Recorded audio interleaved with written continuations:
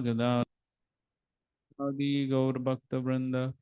Hare Krishna, Krishna Krishna, Hare Hare, Hare Rama, Rama Rama, Hare. Om Namo Bhagavate Vasudevaya.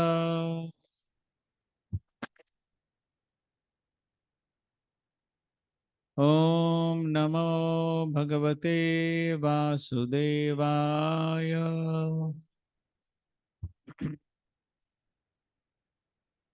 Om Namo Bhagavate Vasudevaya.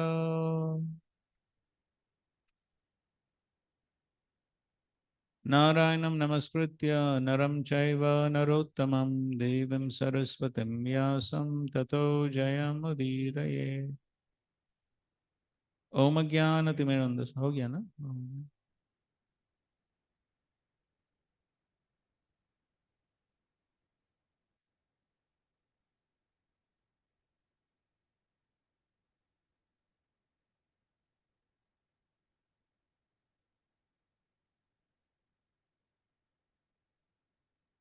बंद करो.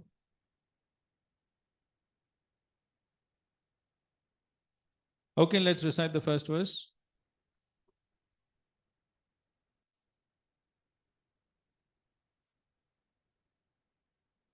जन्माद्यस्य यतो अन्वयादितरतश्चार्तेषु अभज्ञस्वराट् तेने ब्रह्महृदय आदिकवये मुह्यन्ति यत्सूरयः तेजो वारिमृदां यथा विनिमयो यत्र त्रिसर्गो मृषा धाम्ना स्वेन सदा निरस्तकुहकं सत्यं परं धीमहि.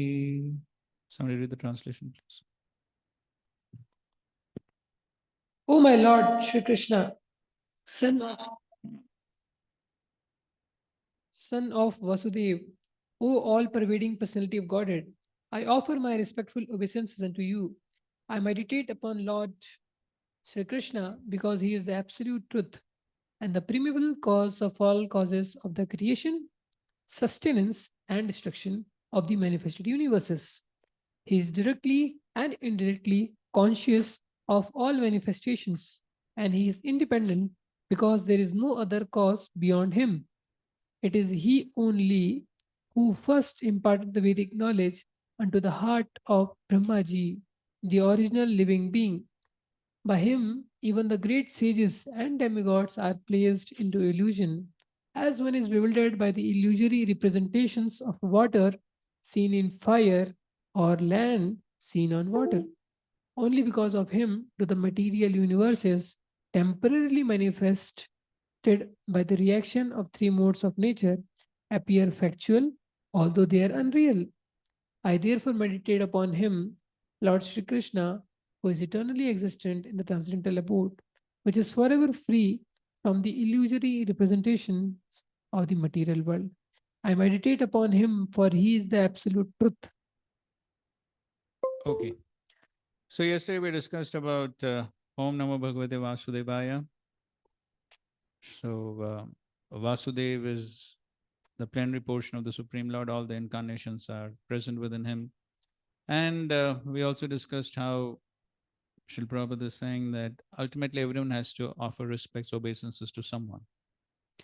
Then we were discussing what? What else did we discuss? Uske pehle.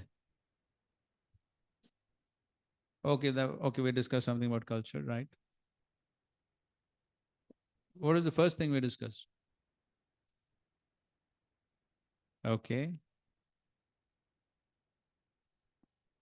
Swarup Lakshan and Tadastha Lakshan. So what is Swarup Lakshan? So in this verse, what is Swarup Lakshan? Yes, Satyam Param. So that is Swarup Lakshan. What that is Lakshan? Janmadi and yes, Tene Brahma Hridayadi Kavaye. So these activities constitute, that is the Lakshan. Okay, so then we were discussing about Anvayad itrata avigya. The Supreme Lord knows everything about the creation, both directly as well as indirectly. So what we discussed in that context, how he knows everything directly and indirectly.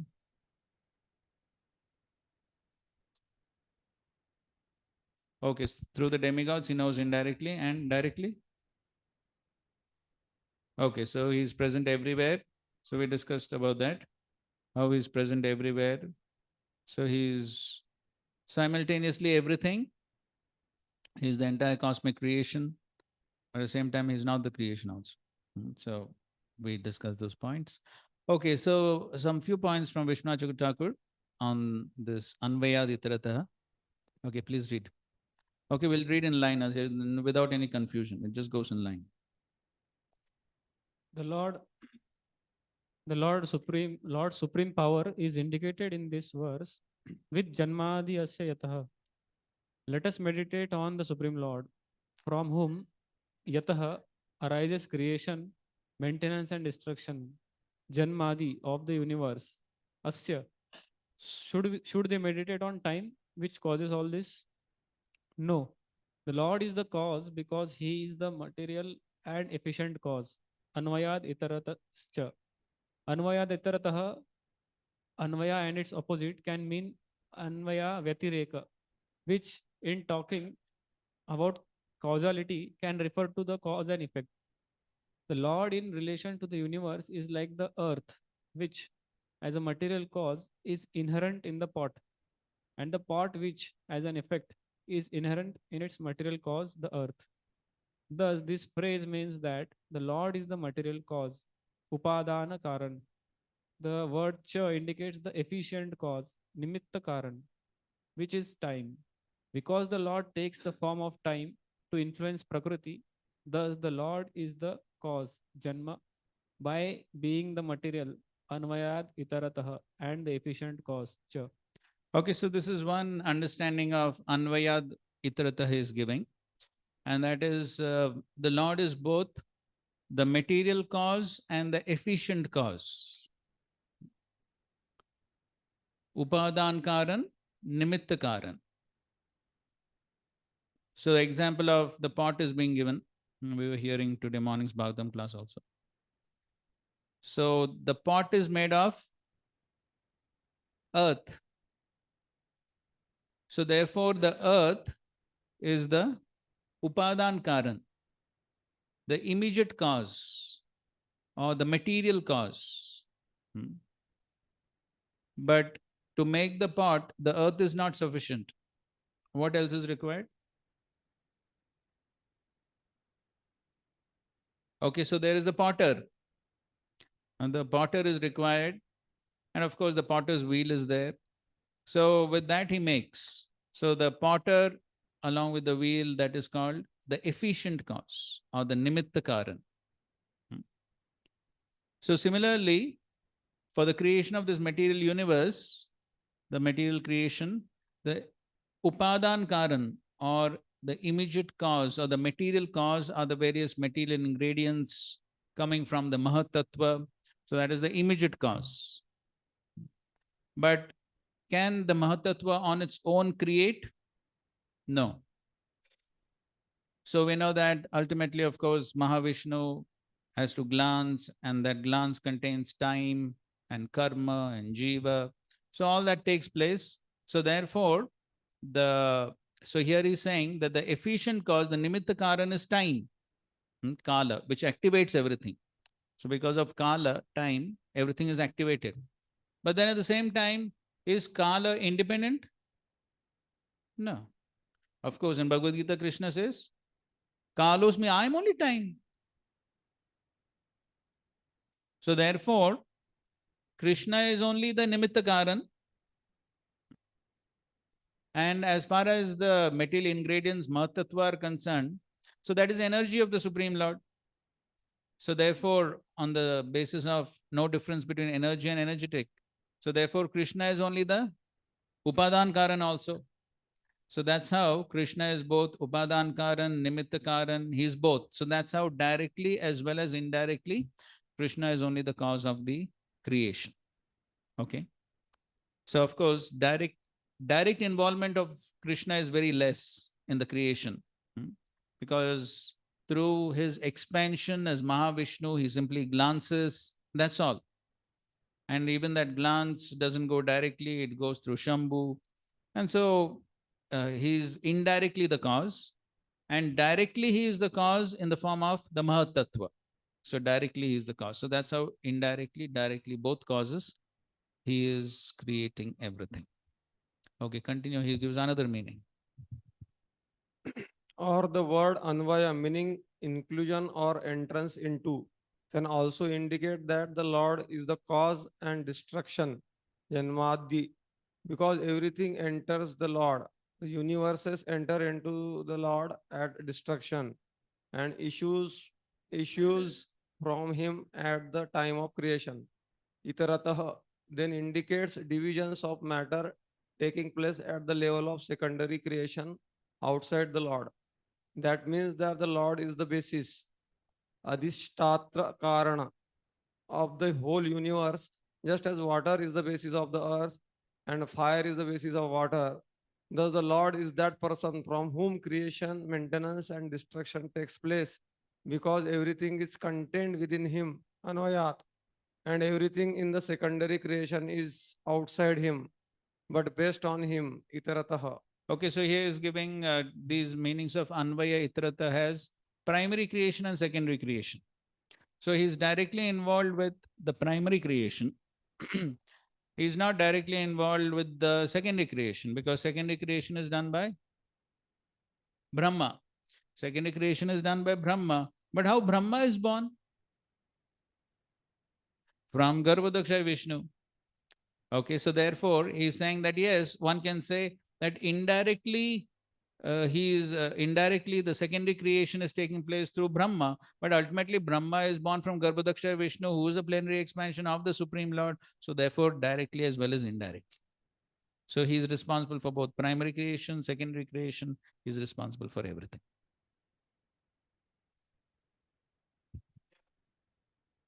Yes, secondary creation. And he's giving one more meaning.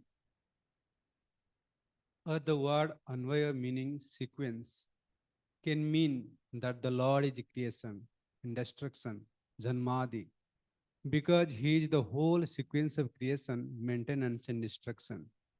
The universe itself is kept at a distance from the Swarupa of the Lord by the use of the destructive word Itarasa, different.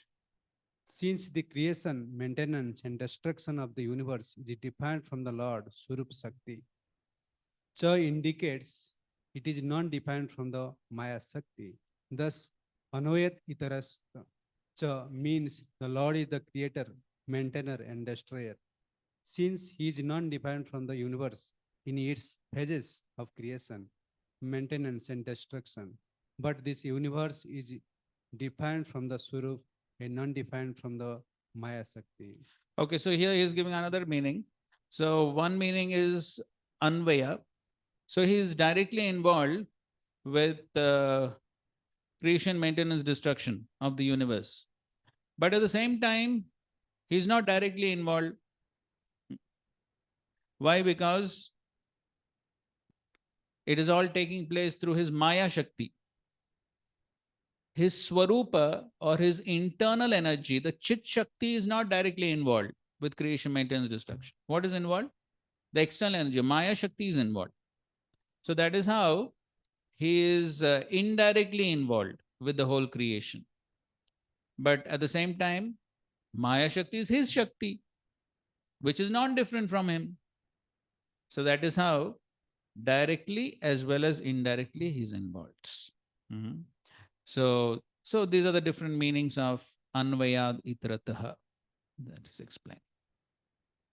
Okay, this is something we took. Okay, from CC purports. We'll skip this. Okay, now we'll go to the next part of the verse, and that is Abhigya Swarat. Swarat, he's totally independent. Tene Brahma Hridaya Adi Kavaye Muyyantiyat Suraiha. So now Srila Prabhupada is describing about Abhigya and Swarat, where so see the paragraph starts with, in the Shruti mantra, it is stated that. Okay, read. In the Shruti mantra, it is also stated that the absolute whole or Brahman is the ultimate source of everything. Everything emanates from him, and everything is maintained by him. And at the end, everything enters into him. That is the law of nature. In the Smriti mantra, the same is confirmed. It is said that the source from which everything emanates at the beginning of Brahma's millennium and the reservoir to which everything ultimately enters is the absolute truth or Brahman. Material scientists take it for granted that the ultimate source of the planetary system is the sun, but they are unable to explain the source of the sun. Herein, the ultimate source is explained. According to Vedic literatures, Brahma, who may be compared to the sun, is not the ultimate creator. It is stated in this shloka that Brahma was taught Vedic knowledge by the personality of Godhead. One may argue that Brahma, being the original living being, could not be inspired because there was no other living being at that time. Herein, it is stated that the Supreme Lord inspired the secondary creator Brahma in order that Brahma could carry out his creative function. So, the supreme intelligence behind all creation is the absolute Godhead, Sri Krishna. In Bhagavad Gita, Lord Sri Krishna states that it is He only who superintends the creative energy Prakriti, which constitutes the totality of matter. Therefore, Sri Vyasdev does not worship Brahma, but the Supreme Lord who guides Brahma in his creative activities. In this shloka, the particular word Abhigya and Swarat are significant. These two words distinguish the Supreme Lord from all the other living entities. No other living entity is either Abhigya or Swarat. There is no one is either fully cognizant or fully independent. Even Brahma has to meditate upon the Supreme Lord in order to create. Then what to speak of great scientists like Einstein? The brain of such scientists are certainly not the products of any human being. Scientists cannot manufacture such a brain. And what to speak of foolish atheists who defy the authority of the Lord? Even Mayavadi impersonalists who flatter themselves that they can become one with the Lord are neither Abhigya or Surat. Such impersonalists undergo severe austerities to acquire knowledge to become one with the Lord, but ultimately they become dependent on such some rich disciple who supplies them with money to build monasteries and temple. Atheists like Ramana or Hiranyakashipu had to undergo severe penances before they could flout the authority of the Lord. But ultimately, they were rendered helpless and could not save themselves when the Lord appeared before them as cruel death. This is also the case with the modern atheist who also dare to flout the authority of the Lord. Such atheists will be dealt with similarly, for history repeats itself. Whenever men neglect the authority of the Lord, nature and her laws are there to penalize them. This is confirmed in Bhagavad Gita in the well-known verse Yada Yada Hi Dharmasya Glani. Whenever there is decline of dharma and a rise of adharma, O Arjuna, then I incarnate myself. Okay. So here is explaining that how only the Supreme Lord is Avijña and Swarat, all knowing. So the Bhagavad Gita also Krishna is saying that he knows past, present, future, but no one knows him. Which was Vedaham samatitani, vartmanani cha arjuna bhavishani cha bhutani, mam tu vedana kashana. So he knows everything, past, present, and future of all the living entities, but him no one knows. So that's how he is Avijña. And even Brahma is dependent on the Supreme Lord for getting knowledge. So when Brahma wakes up every day in the morning, then the Lord has to remind him how to do creation. So Srila Prabhupada says, just like every day in the morning, we also have to be reminded by the Paramatma. Because at night, we assume another body and go to another world. Correct? Then in morning, Paramatma has to remind, no, you are Mr. So-and-so. No, you're still a brahmachari. You have to go to the temple. It is time for Manglarti. So the Paramatma reminds. So therefore, even Brahma is dependent on the Supreme Lord for knowledge. That shows that only the Supreme Lord is avijña. And then what to speak of mundane scientists like Einstein or some Mayavadis who claim to be God. So Prabhupada is saying they think they are all knowing Swarat, but what can they do? So they have to go to the dentist if they get toothache. So yet they claim to be all knowing and Swarat. But as Prabhupada is saying, dependent on some rich disciples for money. So this is all bogus. So only the Supreme Lord can be said to be fully independent and all-knowing. And so we also have to understand this fact that we are not independent. So though everyone wants independence, but still what is our independence in this world? So what is the analogy Prabhupada gave to describe our independence in the material world? How much independence we have? Batao? पानी में डुबकी लगाते हैं criminal को थोड़ी देर के लिए निकालते तो Correct. So that's the analogy Prabhupada gave. So few seconds, one feels that, oh, now I'm independent. I can do whatever I like. But immediately, फिर से नीचे. So Srila Prabhupada says, practically there is no independence in this material. Practically no independence. Because I may think I'm independent and do whatever I like, but immediately there will be what? Yes, the laws. By the laws, what one will get? Reaction. Immediately there will be reaction. So again, Srila Prabhupada's simple example. What example? How we are controlled in day-to-day life. उसी से संबंधित है. So Prabhupada says, if you eat little more than required, then next 3 days you'll have to fast. So that is how we are controlled.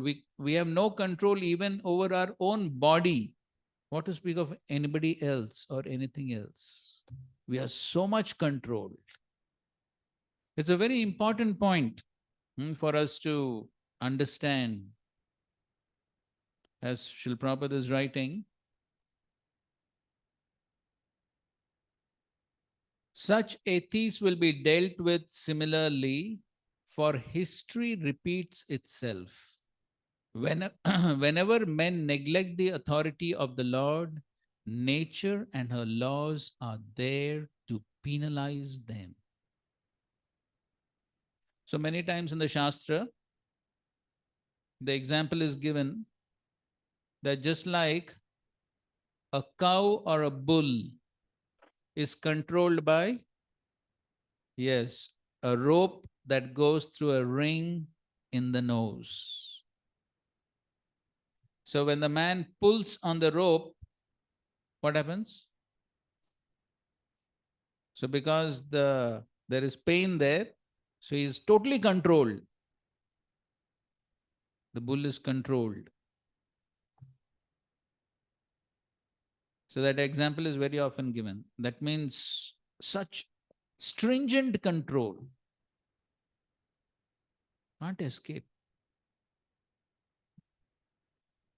So materialists think, चलता है, जो चाहे करो, देखा जाएगा बाद में. No. Immediately there will be reaction. Of course, it may not be immediate, but the reaction is 100% sure. One can't escape. But Maya is so powerful. After hearing this philosophy so many times, still sometimes we forget.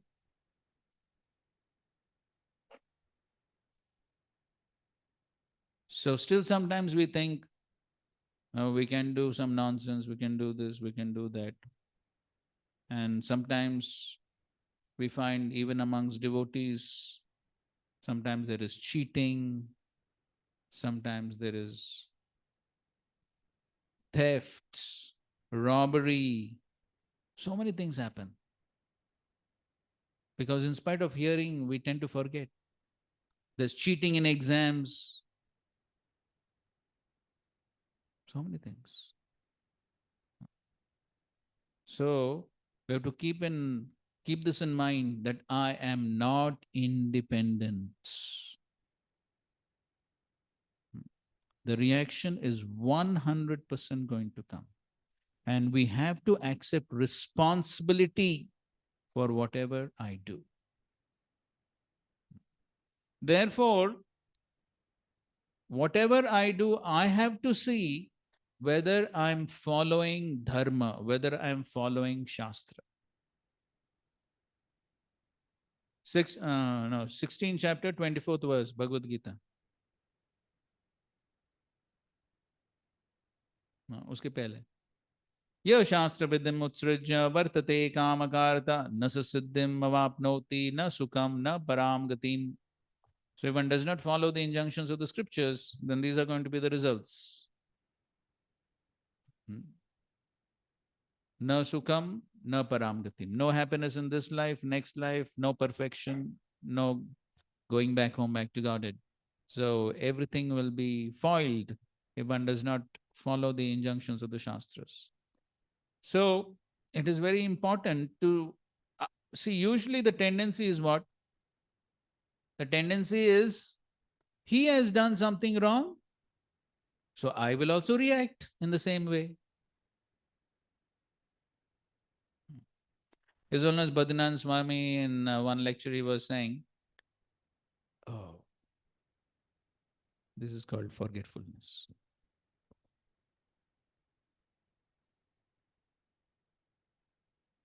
So he says that sometimes if we ask a devotee, why you didn't come for Mangalarti? See, that senior devotee does not come, that senior devotee does not come, that senior devotee does not come.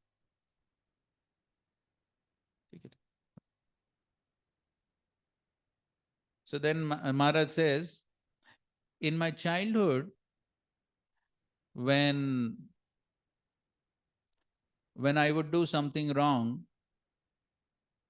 and then mother would chastise, why you did like this? Then I would reply, see, he is also doing like that. So then mother would say, okay, if he jumps into the ditch, will you also jump? हाँ हाँ, सब जगह वही है. और भौतिक जगत में वही होता है. यहाँ पर हो, कहीं और भी हो, वही चलता है. हाँ, वो खड्डा में गिरेगा, हम भी गिरेंगे. हाँ. So that is not proper logic. It's useless logic. Irrational logic. So similarly, if we use this logic, okay, he is doing wrong, therefore I am justified in doing wrong. No. Okay, he is doing wrong, so what will happen? He will get reaction, he'll get punishment. And so if I do wrong, I will also get this punishment. So that is no good logic. So it does not mean that because he is doing wrong and I follow, therefore I will not get reaction. No, it doesn't work that way. Just like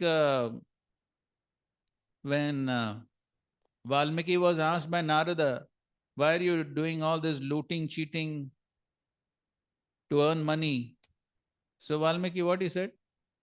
Oh, I'm doing for my family. So then Narad, what he said? Go and ask whether they'll share the reactions also. Your business, sir.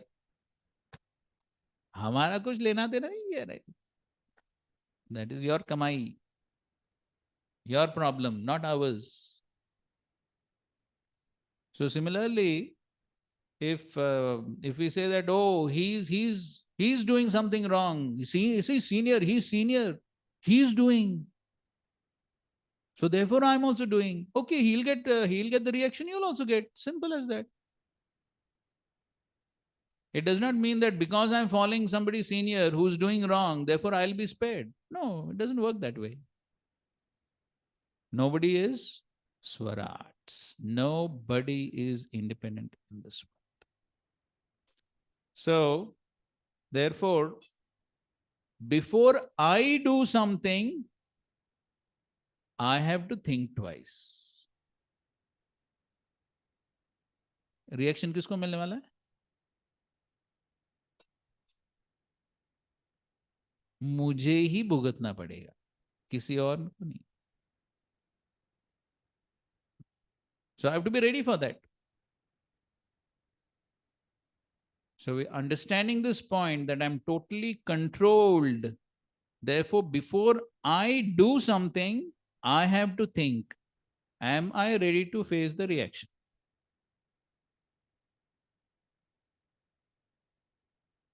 So that's my choice now. So, but that's an important point. We are totally controlled. Only Krishna is Swarat. And of course, the Lord shows that in so many of his pastimes, he shows nobody is independent. Everyone is controlled. Can you tell some pastimes where the Lord proved this?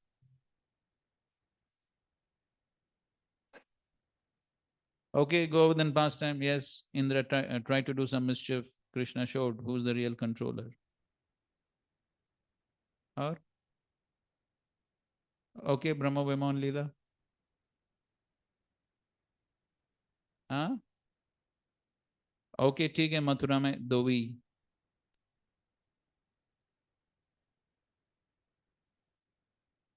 Okay, Durvas Muni and okay, he came to okay when the Pandavas were in exile.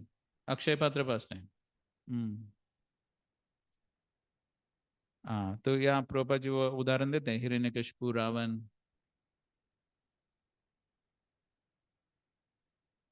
Jayadratha. Okay. Yes. वो क्या है, सूरज क्या है? हाँ. यक्षुरेश सविता सकल ग्रहाणां राजा समस्त सुरमूर्ति रशेष तेज यस्याग्नया भ्रमत समृत काल चक्रो यस्य आज्ञा.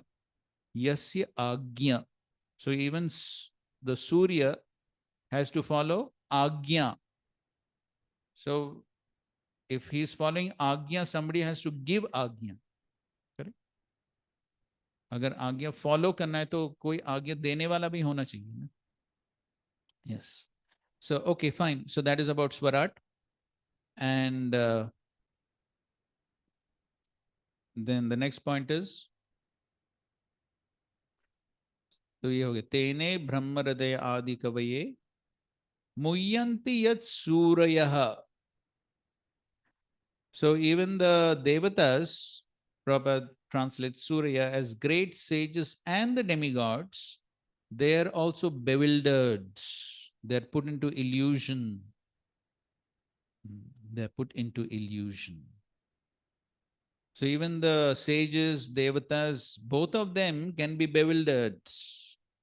They may not understand the supremacy of the law. They can be put into illusion. Verse from the Bhagavad Gita, where Krishna says, even sages and demigods do not know me. Na me vidu suragana, 10.2. Na maharshaya. Okay. So Suragana are devatas, but not only just devatas, even the great rishis cannot understand. So somebody may say, okay, Devatas don't understand because they are involved in sense gratification. But why even rishis cannot understand? क्या होता है? अच्छा, ठीक है, हो सकता है, लेकिन सब तो नहीं होते ना.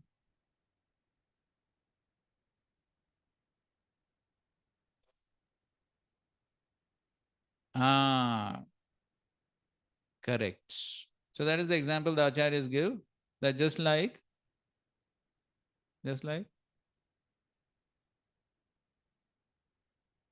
the son cannot know about the birth of the father unless the father tells him.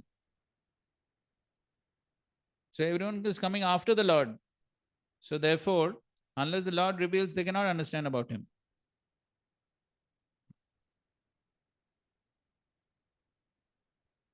हाँ, समझ नहीं आया. ठीक है, तो सार्वम प्रो का एक जोक बताएंगे. आपने सुना होगा शायद. क्या सुना है?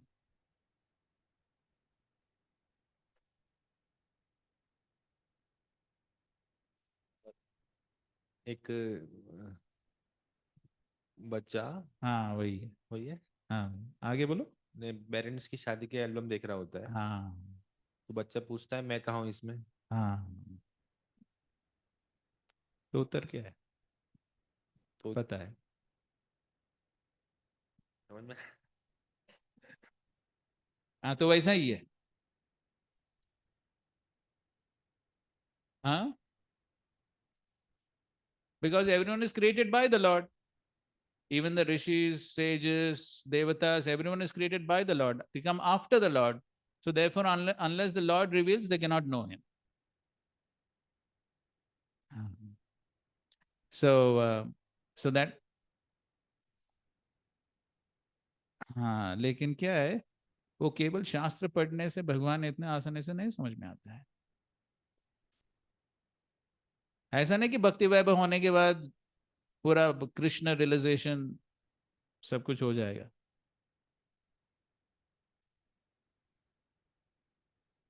तो उसके लिए कुछ और चाहिए. अतः श्री कृष्ण नामादि न भवेद ग्राह्यम इंद्रिय सेवोन्मुखे हि जिह्वादौ स्वयं एव स्फुरत्य अध. The Lord has to reveal, then only one can understand. So same thing here. So therefore, even the great devatas, sages can also be put into illusion by the illusory energy of the Lord. So the Shastra is filled with so many examples of even great sages being influenced by illusory energy, Maya. And I'm sure everyone knows the story of Vyasadev and Jaimini Rishi. Very advanced Rishi, but still he was influenced by Vyasadev's Maya potency, the Supreme Lord's. So therefore, even the great sages and rishis can get influenced by the illusory energy. Now we'll discuss that illusory energy. But before that, let's read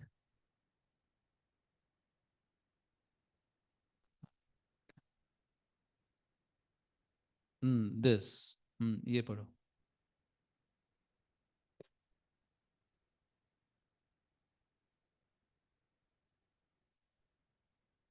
One may object that the Mahatattva and other elements had not arisen so that he could have a body which could perform actions.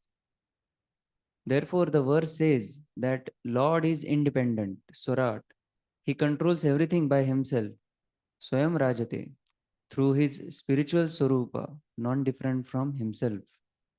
Thus, the Shruti says, Na tasya karyam karanam cha vidyate, swabhaviki jnana bala kriya cha.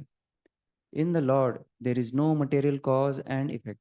He has his own inherent knowledge, strength, and action. Okay, so if somebody says, okay, when the Lord was there was no Mahatattva because that has been created afterwards. So then from where did the Lord get the ingredients to create his own body? So he is raising that question. So from where did the Lord get ingredients to create his own body? No, the Lord is not dependent on anyone. He is Swarat. And of course, we know he's eternal. It's not that his body has to be created, all that. But the point is, he's Swarat. He's totally independent. He can create anything. He can do anything.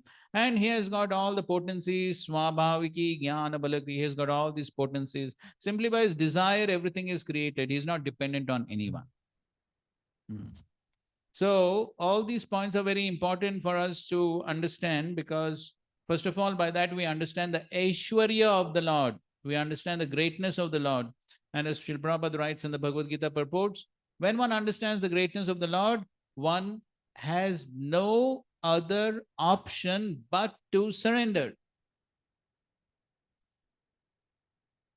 So when one understands that Krishna is not an ordinary person, he is the supreme controller. So before any powerful person, अभी सम्मान हो या न हो, लेकिन फिर भी कोई बड़ा पॉलिटिशियन है, मंत्री है, तो सब हाथ जोड़ते. यस. क्यों?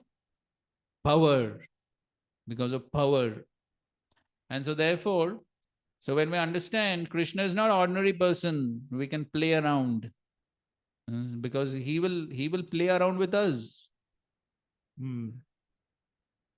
So therefore, one is forced to surrender. If one knows Krishna is so great, full control, we have no independence, then a person becomes little sober. Otherwise, when person doesn't understand, फिर व्यक्ति सोचता है, yes, I'm the Lord of all I survey. I can do anything. I'm independent. But when one understands, then that's how there'll be some humility. I'm controlled. So that is why understanding all this is important. And also, of course, as we discussed yesterday, Chaitanya Mahaprabhu is describing all this. For what? Why Chaitanya Mahaprabhu describes all this? First verse, why Mahaprabhu is describing? Yes, to establish the symptoms, the characteristics of the Supreme Lord and his incarnations. So nobody can claim to be an avatar without showing all these characteristics. Next, continue. One may object that in the creation of the universe, one should understand that Lord Brahma has independent powers. So it appears as if Brahma is also independent.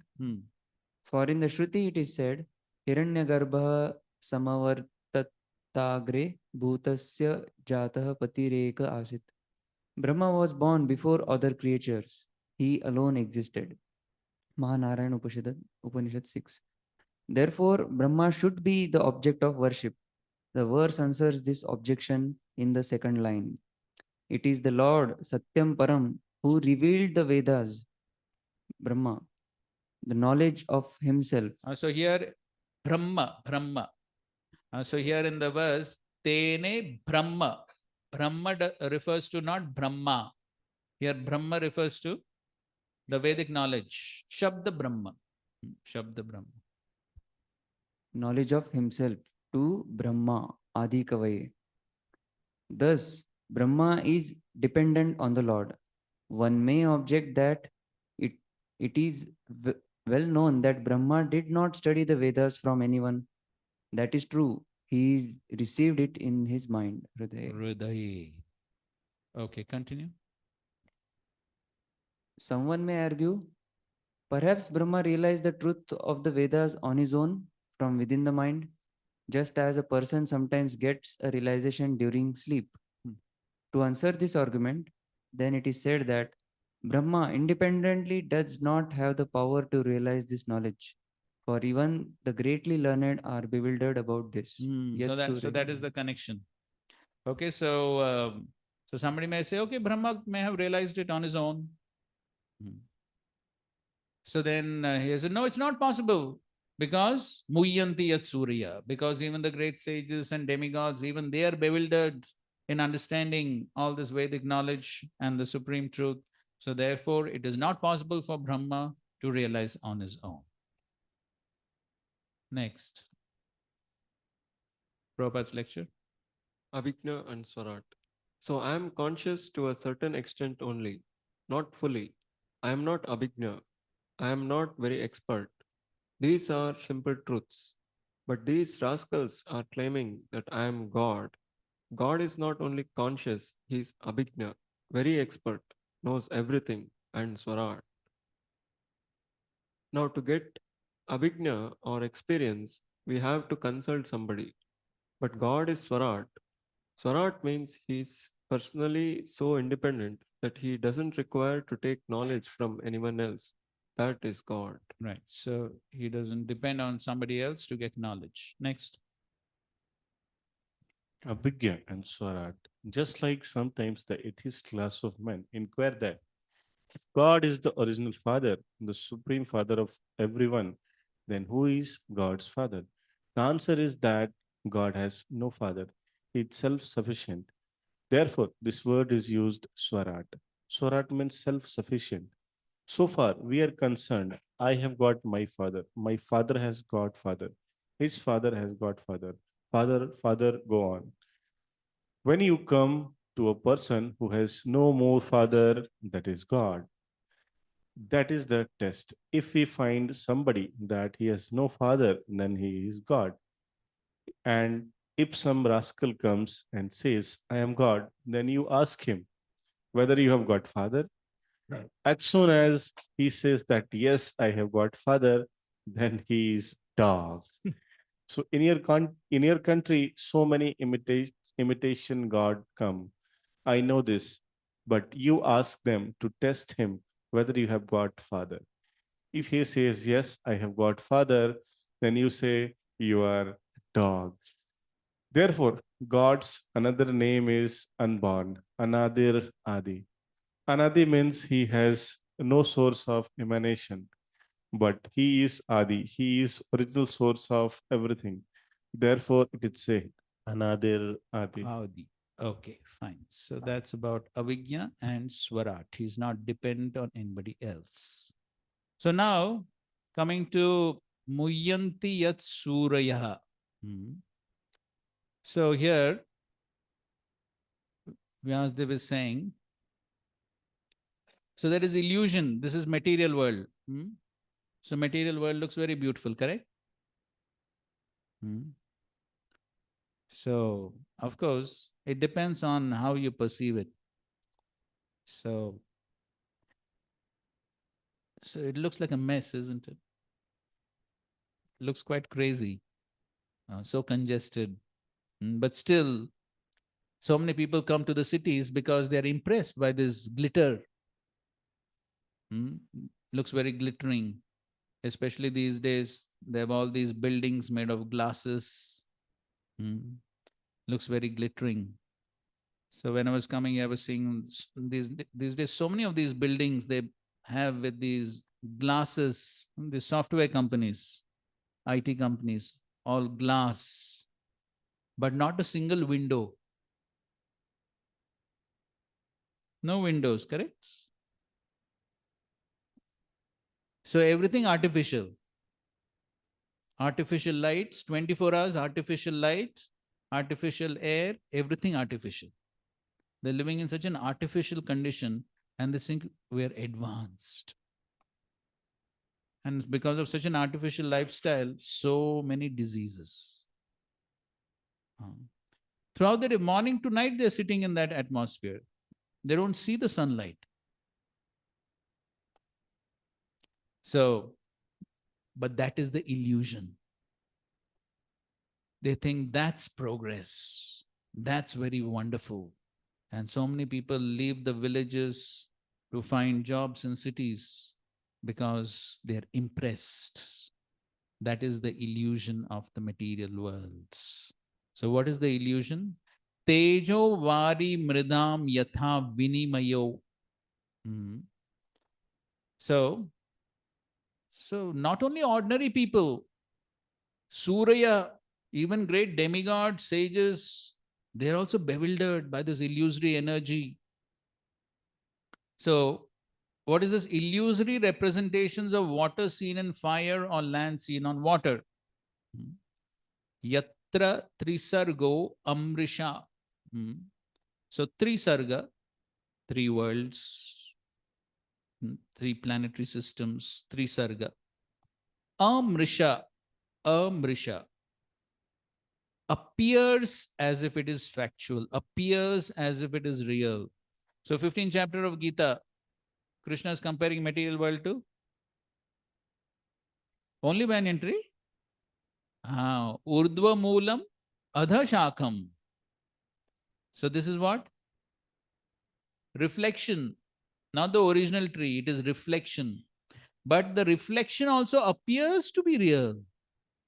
That is called Amrisha. So, only because of him do the material universes temporarily manifested by the reactions of the three modes of nature appear factual, although they are unreal. Of course, we understand the meaning of unreal means they're temporary, but they appear to be eternal. So, therefore, that is the reason why Krishna specifically used the Ashwatha tree to describe the material world. Why? Why not mango tree? Why not jackfruit tree? Why only Ashwatha tree? तो क्या होगा? तो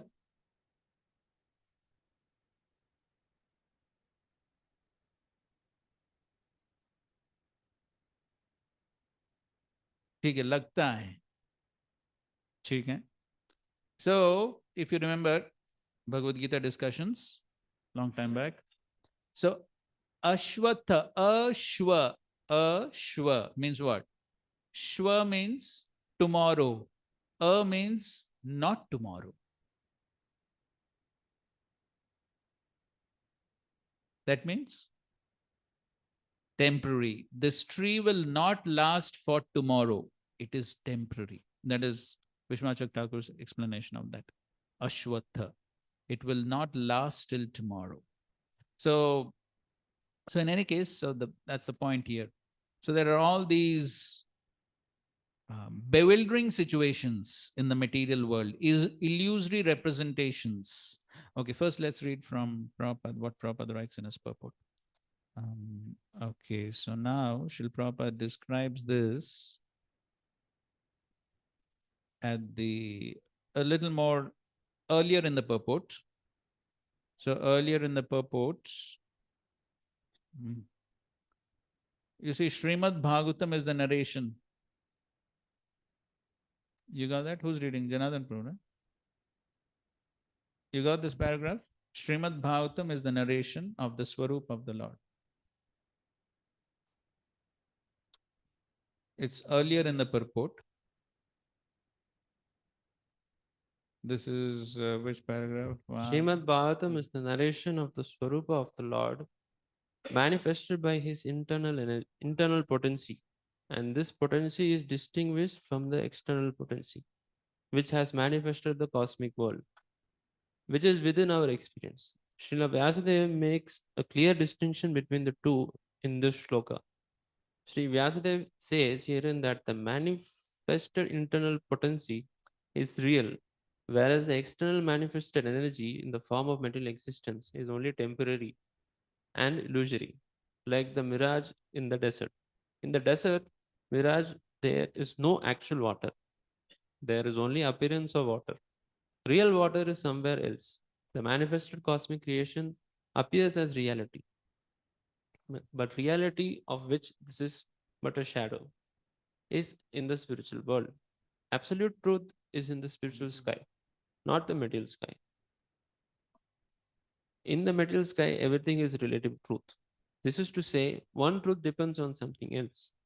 This cosmic creation results from interaction of the three modes of nature, and the temporary manifestations are so created as to present an illusion of reality to the bewildered mind of the conditioned soul, who appears in so many species of life. including the higher demigods like Brahma, Indra, Chandra, and so on. In actuality, there is no reality in the manifested world. There appears to be reality, however, because of the true reality which exists in the spiritual world, where the personality of Godhead eternally exists with his transcendental paraphernalia. Right. So here, Srila Prabhupada is discussing about absolute and relative truths.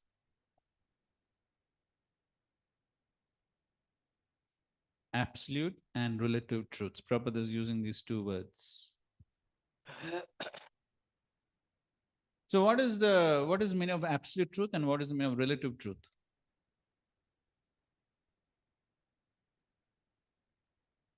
Yes, any thoughts?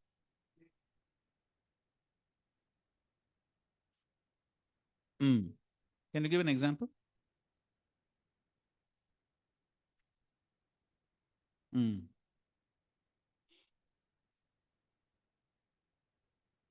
Correct.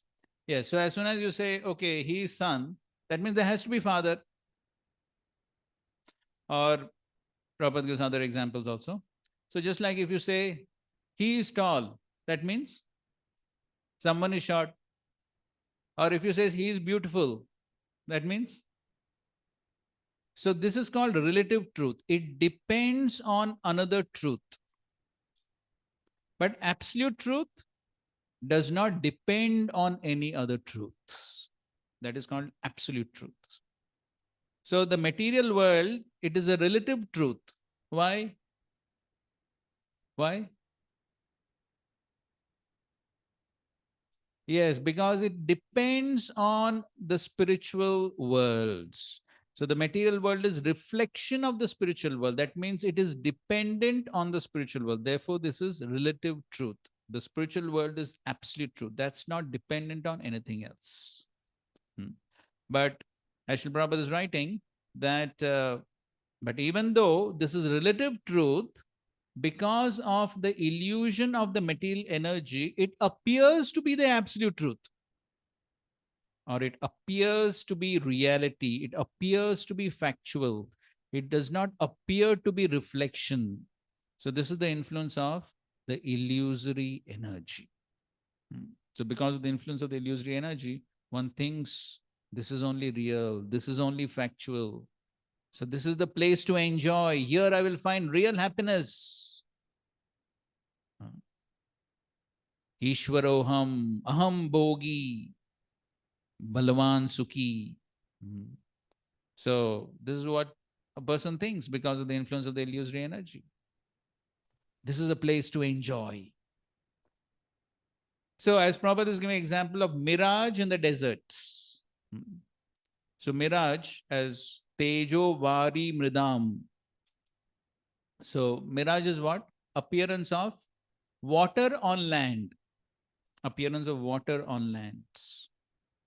So similarly, when Srila Prabhupada talks about this, illusions, he talks about will-o'-the-wisp. You heard this? Will-o'-the-wisp. So what is this will-o'-the-wisp? Anybody heard? What is this will-o'-the-wisp? Prabhupada uses this. नहीं वो अलग घोड़ा डिम्बा वो अलग of course that it yes Akasha Pushpa. So all this represents the same thing, illusion. So the illusions of the material world, Goda Dimba, Akash Pushpa, doesn't exist. But Prabhupada uses this English phrase, will-o'-the-wisp. And in one lecture, Prabhupada explains what it means. He says it means that sometimes it appears as if there's fire somewhere. But actually there's no fire. So mirage is water on land. So similarly, fire on land. It appears as if there is fire. But actually there's no fire. So all these are illusions. So that's the nature of the material world. But the point Srila Prabhupada is making, when we see mirage, what does it indicate? There is water somewhere else. There's real water somewhere else. That's why there is illusory water. It indicates that there is real water somewhere else.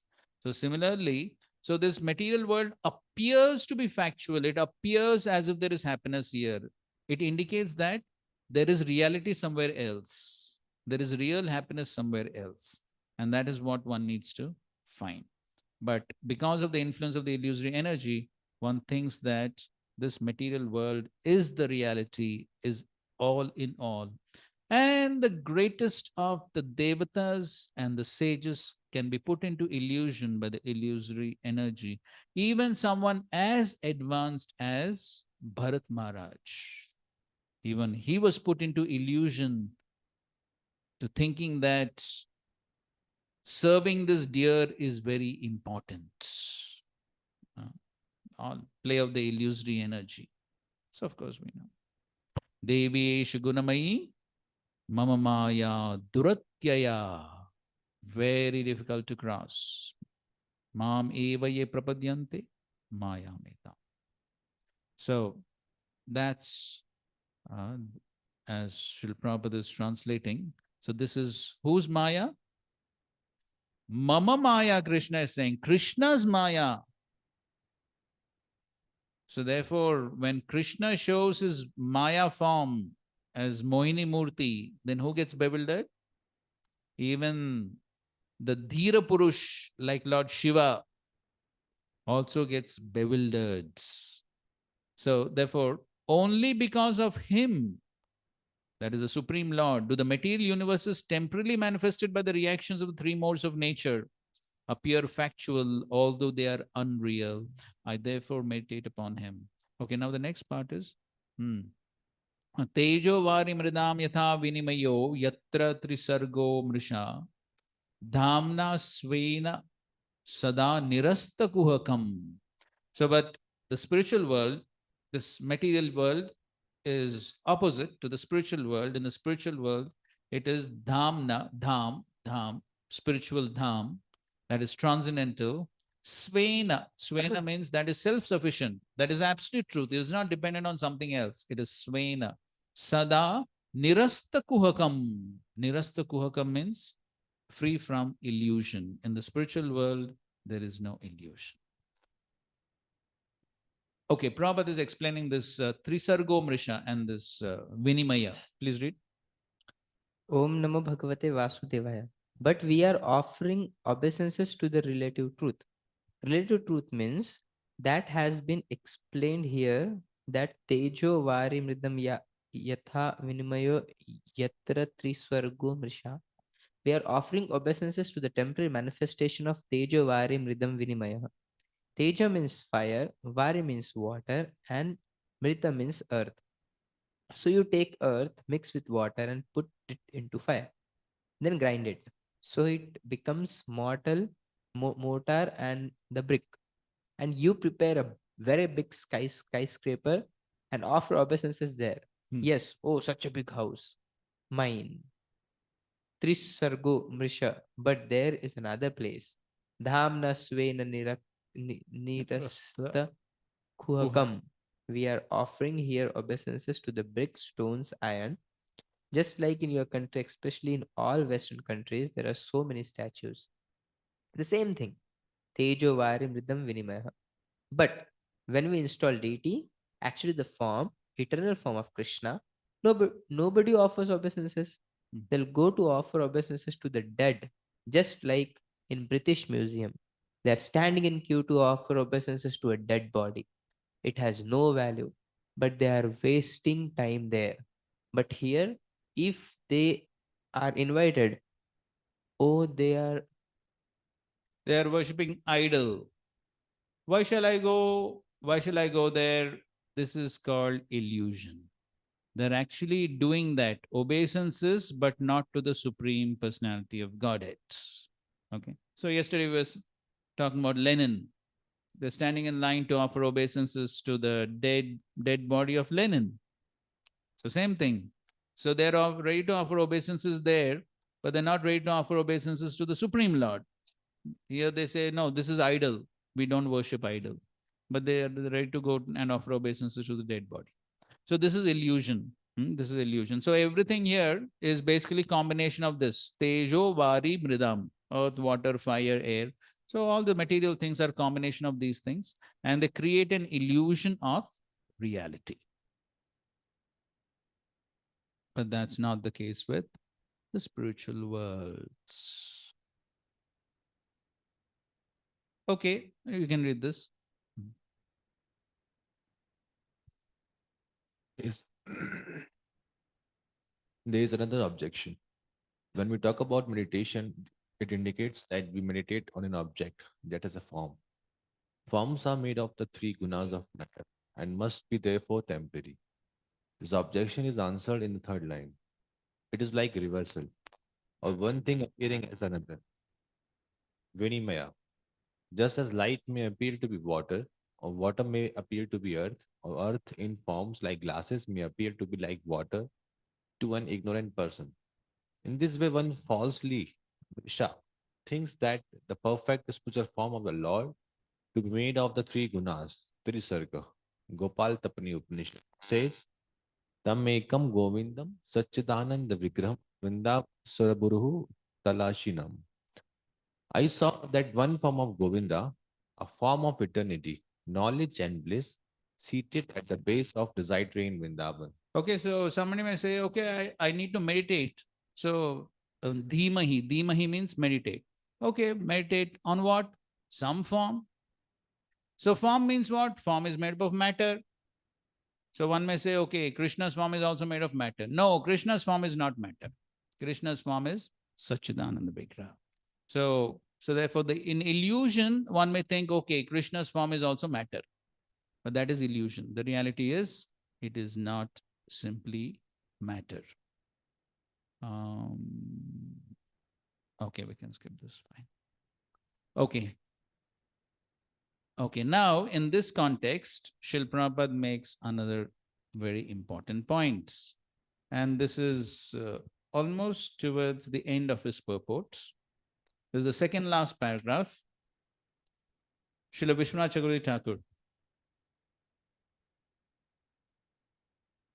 Srila Vishwanath Chakravarti Thakur specifically deals with the original and pure sex psychology, Adiras, devoid of all mundane inebriety.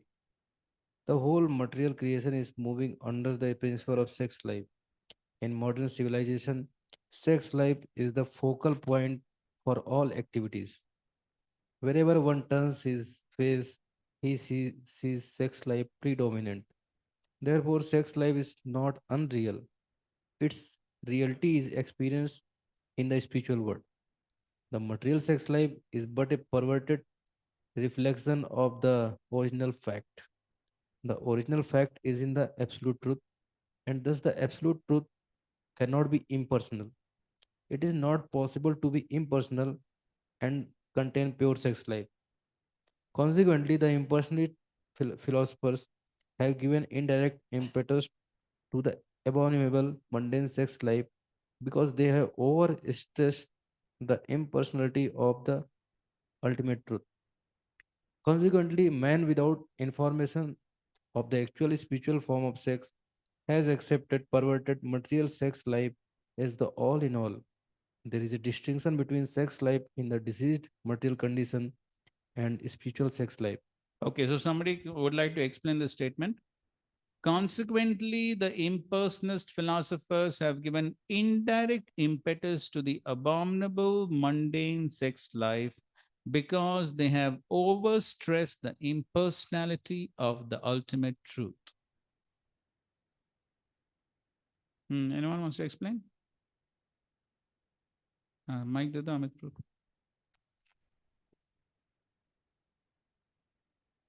When they say that the Lord is impersonal, and so it appears very dry and there is no. But in this world, they see that people are personal and they're having the enjoyment of sex is there in this world. So in that way, it becomes very dry and the people are not so much interested in spiritual life because it appears very dry. But when this understanding is there that the sex life exists in a pure form in the Lord, then it is more attractive. So what is meant by pure sex life? Means it is that it exists in the pure form among the Lord and its energies. Okay, so what it indicates? The Adiras. Yes. So, but yes, it indicates the Lord is a person. That is correct. But as Prabhupada is writing, that there is a distinction between sex life and the disease, material condition, and spiritual sex life. So, what is spiritual sex life? If somebody asks you this question, what is meant by spiritual sex life? Huh, Chandan? Whatever the form of sex is available in this material world, that is only felt by mind.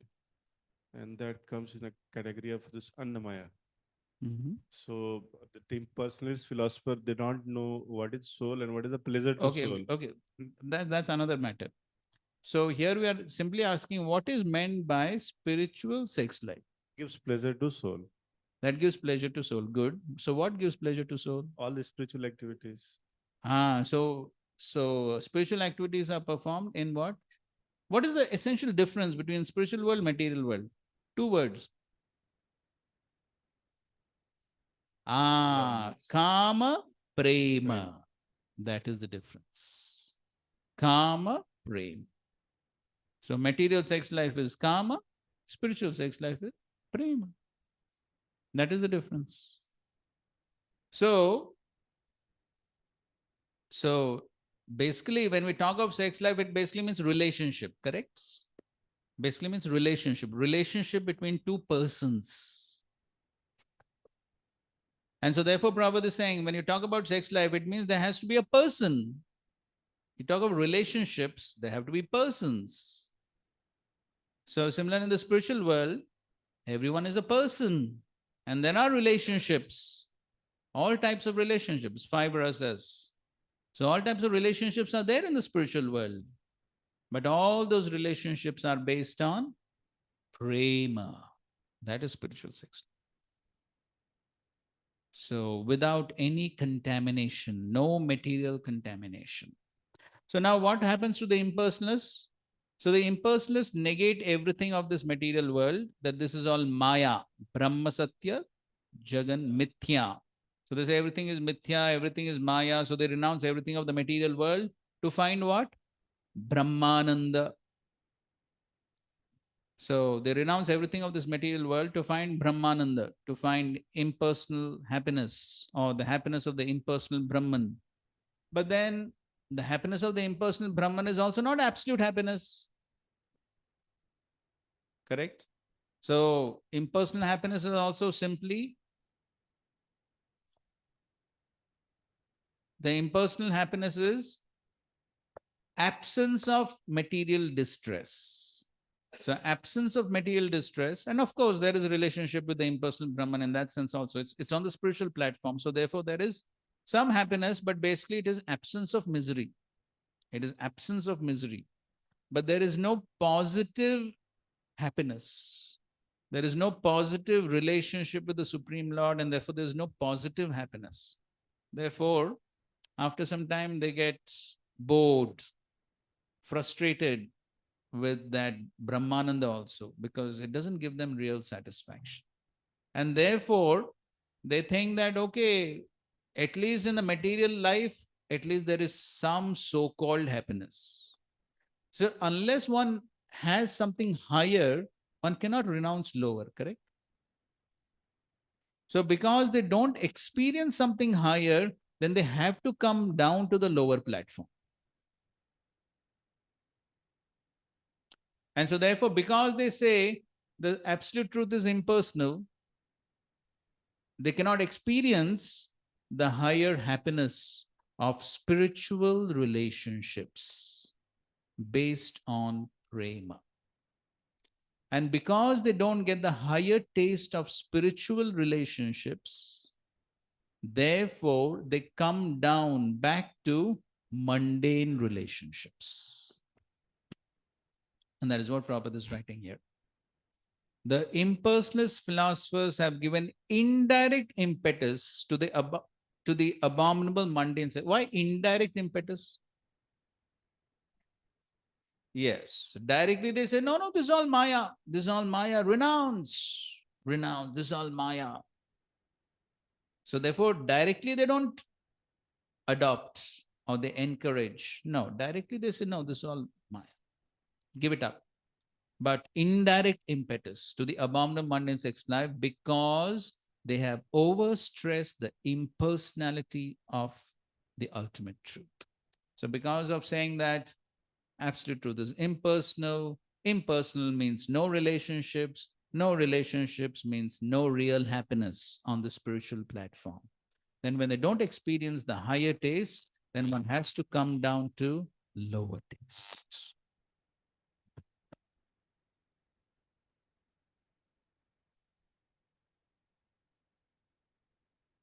Okay. So impersonalists are of two categories. There are Brahmavadis and Mayavadis. So the both are called impersonalists. But we find very often Srila Prabhupada equates Mayavadis to impersonalists because majority of impersonalists are Mayavadis, especially in the current age. But there is a distinction between the two. So the Brahmavadis, they accept that the form of the Lord when he comes into the material world is transcendental. So therefore they don't offend. But the Mayavadis, they say when the absolute truth comes into this world, he takes on a sattvagun form of matter.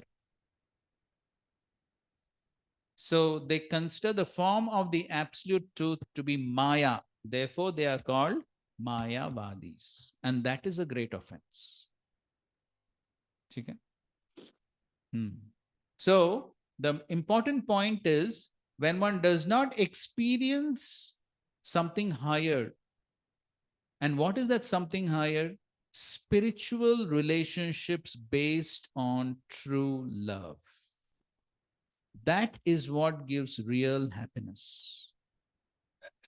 Spiritual relationships based on true love with Krishna in the center, with Krishna's service in the center. That is what gives real happiness to the soul. And if one does not experience that, then one will be forced to come back to the mundane platform. And this also applies to devotees. So even as devotees, if we don't experience spiritual happiness, param drishtva nivartate. So as we discussed this quite a few times, drishtva, what is the meaning of the word drishtva?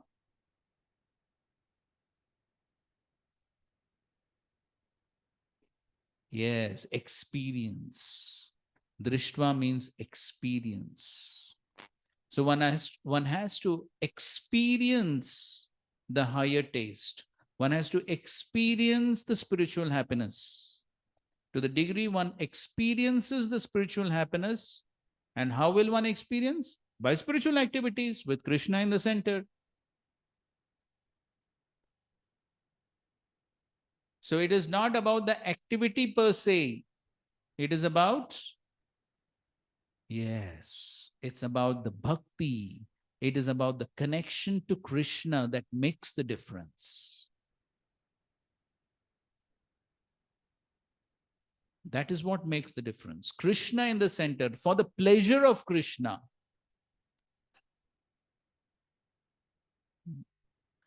Actually, that's the point actually Mahatma Prabhu was stressing. It's not just about the 16 rounds. Ho gaya, sola mala, ho gaya. It's not just about the 16, but it is about a personal relationship with Krishna.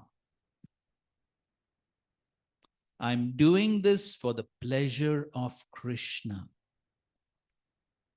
It is that consciousness which elevates our consciousness to the spiritual platform, and that is what gives us real happiness. And that applies to every activity that we do. So somebody could be just cooking. Okay, cooking. Somebody, my service is what? Cooking. Kar diya. Ho gaya. But if that consciousness is not there, and in the conditioned state, one needs to put a conscious endeavor to be in that consciousness that I'm doing this for the pleasure of Krishna. I'm cooking for the pleasure of Krishna. I'm distributing books for Srila Prabhupada's pleasure, for the pleasure of Krishna. So in every activity, one needs to consciously put that endeavor. And to the degree one puts that endeavor, then one has the spiritual experience which satisfies the soul. And that is what is real happiness, which the soul has been hankering for since time immemorial.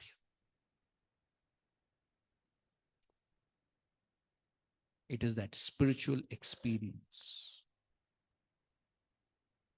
And so similarly, it's relationships amongst devotees. The more we spiritualize the relationships with Krishna in the center for the pleasure of Krishna, the more we will experience true satisfaction. It's not just about staying together.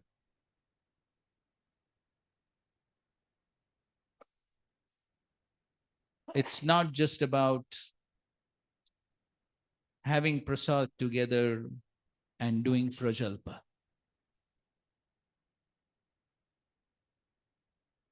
That doesn't spiritualize the relationships. So the more we spiritualize our activities, the more we spiritualize our relationships, the more we will experience true happiness. And that is what will sustain us in our spiritual lives, especially as brahmacharis. Because we have given up that which is very valuable and treasured on the material platform. Prabhupada also writes, in material life, what is considered to be the highest form of happiness? Sex life. And that is what we are trying to give up. Prabhupada also, it's called heavenly pleasure. But to give up that, one needs to experience something higher. Otherwise, one will be forced to come down. And to experience that higher spiritual pleasure, spiritual happiness, one has to raise one's consciousness to the spiritual life by spiritual practices. So the more one engages in spiritual practices, in spiritual consciousness, for the pleasure of the absolute spiritual truth, then to that degree one experiences the spiritual happiness, then one need not come down to material happiness. This is science. Right. So if we think, oh, why so much spirituality? Why to be so spiritual all the time? Little bit of material in between is a good mix.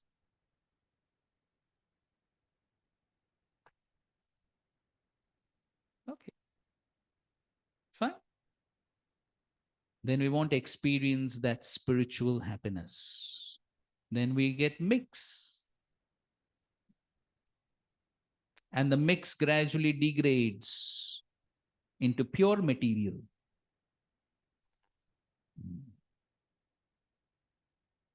Right.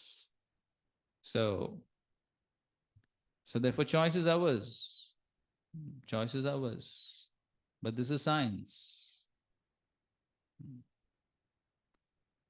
So therefore, if we really want to find satisfaction on the spiritual platform, then as Srila Prabhupada says, so many places, so many times Srila Prabhupada has written, one must mold one's life in such a way.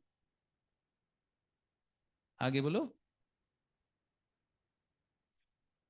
Yes, one must mold one's life in such a way that one can always remember Krishna 24 hours a day. This is in purport 2. Which verse? Guess karo? Famous verse. Manmana bhav mad bhakto madhyaji mam namaskuru, in the purport of that verse. And of course, Prabhupada has written this statement many places. But that's the point. Okay, so that's the problem with the Mayavadis, impersonalists. They don't experience that spiritual happiness. And when they don't experience that spiritual happiness, then they're forced to come down because the jiva has to experience some sort of pleasure, because the nature of the jiva is anandmayobhyasat. The nature of the soul is to seek pleasure, to seek happiness somewhere. Okay. Okay. Now the next point is Satyam Param Dhimahi. So on the word Dhimahi, which is a part of the Gayatri Mantra, which is a word within the Gayatri Mantra. So why Vyasdev is invoking the Gayatri Mantra? So we'll read from Srila Prabhupada. So somebody please read.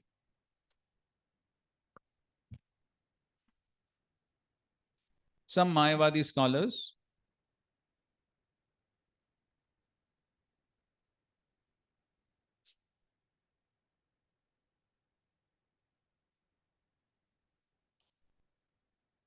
Some Mayavadi scholars argue that Srimad Bhagavatam was not compiled by Sri Vyasdeva, and some of them suggest that this book is a modern creation written by someone and named Vopadeva. Vopadeva. In order to refute such meaningless argument, Sri Sridhar Swami points out that there is reference to the Bhagavatam in many of the oldest Puranas. This first sloka of the Bhagavatam begins with the Gayatri Mantra. There is reference to this in the Matsya Purana, which is the oldest Purana. Okay, wait one second. Okay. Here, Prabhupada is going to something into history. But exactly regarding this, Prabhupada actually speaks about a little bit earlier. You see this. It begins with unscrupulous persons go immediately to the 10th canto. This is 1, 2, 3, 4, 5, fifth paragraph from the beginning. Unscrupulous persons go immediately to the 10th canto and especially to the 5th chapter, which describe the Lord's Ras dance. This portion of Srimad Bhagavatam is the most confidential part of this great literature. Unless one is thoroughly accomplished in the transcendental knowledge of the Lord, one is sure to misunderstand the Lord's worshipable transcendental pastime called Ras dance and his love affairs with the gopis.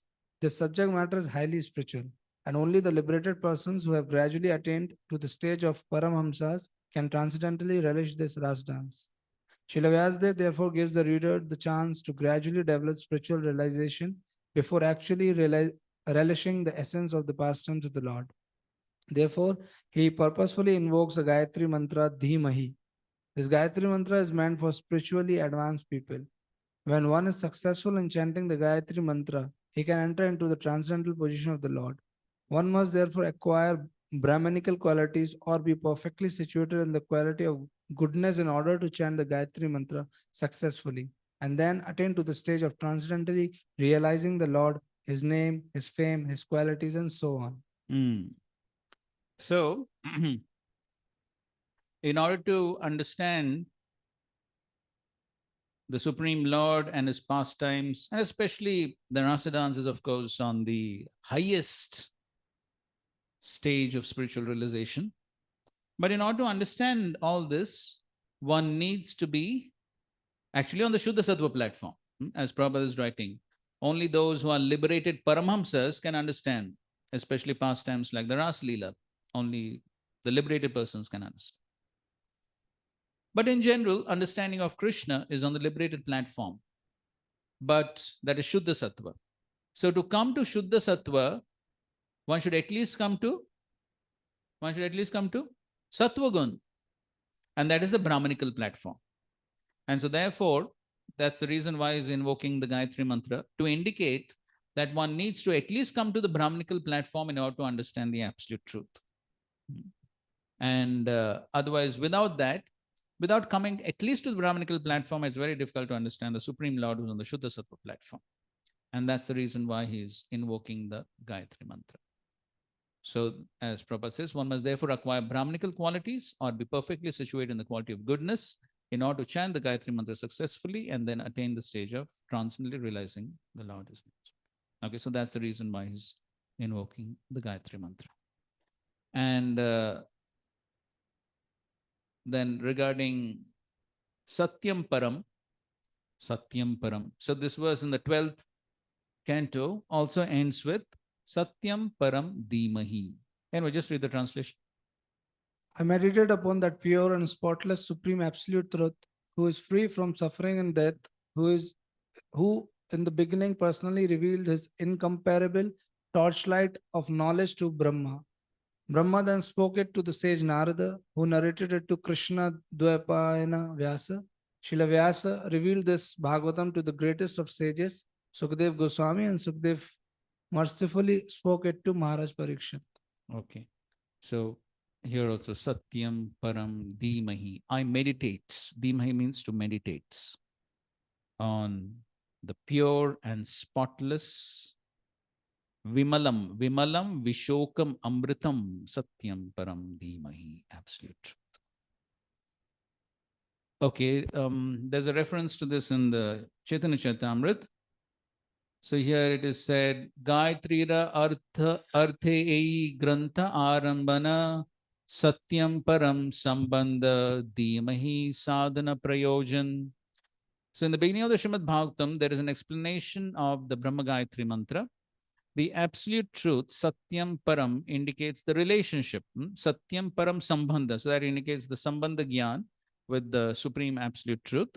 And we meditate, that is the Prayojan, sadhana and the Prayojan. We meditate on him, indicates the execution of devotional service and the ultimate goal of life. And regarding Satya, how the Supreme Lord is Satya, so there's this famous verse in the 10th canto of the Bhagavatam, that is the prayers of the demigods to the Supreme Truth within the womb of the mother. Satyavratam Satyaparam Trisatyam Satyasya Yonim Nihitam Cha Satye Satyasya Satyam Rita Satya Netram Satyatmakam Tvam Sharanam Prapanna. Translation. The demigods prayed, O Lord, you never deviate from your vow, which is always perfect, because whatever you decide is perfectly correct and cannot be stopped by anyone. Being present in the three phases of cosmic manifestation, creation, maintenance, and annihilation, you are the supreme truth. Indeed, unless one is completely truthful, one cannot achieve your favor, which therefore cannot be achieved by hypocrites. You are the active principle, the real truth in all ingredients of creation, and therefore you are known as Antaryami, the inner force. You are equal to everyone, and your instructions apply for everyone for all time. You are the beginning of all truth. Therefore, offering our obeisances, we surrender unto you. Kindly give us protection. Okay, Srila Prabhupada in his purport talks about Param Satyam. In this paragraph, it is, I think so, about fifth paragraph from the end. That the Supreme Lord is all perfect is confirmed in all Shruti mantras. The Supreme Lord is all perfect, is confirmed in all Shruti mantras. It is said in the Shruti mantras that all perfect Lord threw a glance over matter and thus created all living beings. The living beings are part and parcels of the Lord, and he impregnates the vast material creation with seeds of spiritual sparks. And thus the creative energies are set in motion to enact so many wonderful creations. An atheist may argue that God is no more expert than a watchmaker. But of course, God is greater because he can create machines in duplicate male and female forms. The male and female forms of different types of machineries go on producing innumerable similar machines without God's further attention. If a man could manufacture such a set of machines that could produce other machines without his attention, then he could approach the intelligence of God. But that is not possible, for each and mission has to be handled individually. Therefore, no one can create as well as God. Another name for God is Asamordha, which means that no one is equal to or greater than him. Param Satyam, or the supreme truth, is he who has no equal or superior. This is confirmed in the Shruti mantras. It is said that Before the creation of the material universe, there exists that the Lord only, who is master of everyone. That Lord instructed Brahma in Vedic knowledge. That Lord, that Lord has to be obeyed in all respects. Anyone who wants to get rid of the material entanglement must surrender unto him. This is also confirmed in Bhagavad Gita. Okay, so the Lord is not like any other ordinary creator. So, so he is watchmaker, but he can make both male and female watches. So that is Satyam Param. Okay, so Vishwanath Thakur, he compares the Srimad Bhagavatam. Okay, so he compares the Bhagavatam to a lamp, to the sun, and to the Mohini avatar. So maybe if you want, you can read that from this commentary. So he compares it to a lamp. So lamp means that gives light. So for that, he's giving these references 1, 2, 3. So here it's said that he is Adhyatma Deepam. Adhyatma Deepam Atitirshatam Tamo Andham. Who's saying this? Sutta Goswami. So Sutta Goswami is glorifying Shukadev Goswami and who presented the Bhagavatam, which is like Deepam. And then the Bhagavatam is also compared to the sun. So we know this famous verse, Puran Arka Arka. Arka means the sun. And he says the Bhagavatam is also compared to a ripened fruit, Nigama Kalpataror Galitam Phalam. And then he says that it's also compared to Mohini avatar. So read the translation, the last one. Here.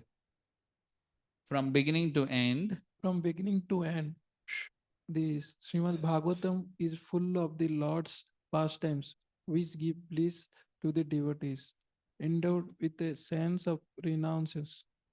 This Bhagavatam is the essence of all Vedanta philosophy, because its subject matter is one of Brahma, a substance with no duality. The main goal of work is merging. Right. So he's quoting this verse to show that how Bhagavatam can have different meanings for different people. So Bhagavatam is compared to Mohini avatar because it gives different results to different people. And it all depends on what?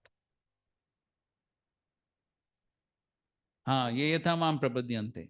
So it all depends on how we approach the absolute truth reveals accordingly.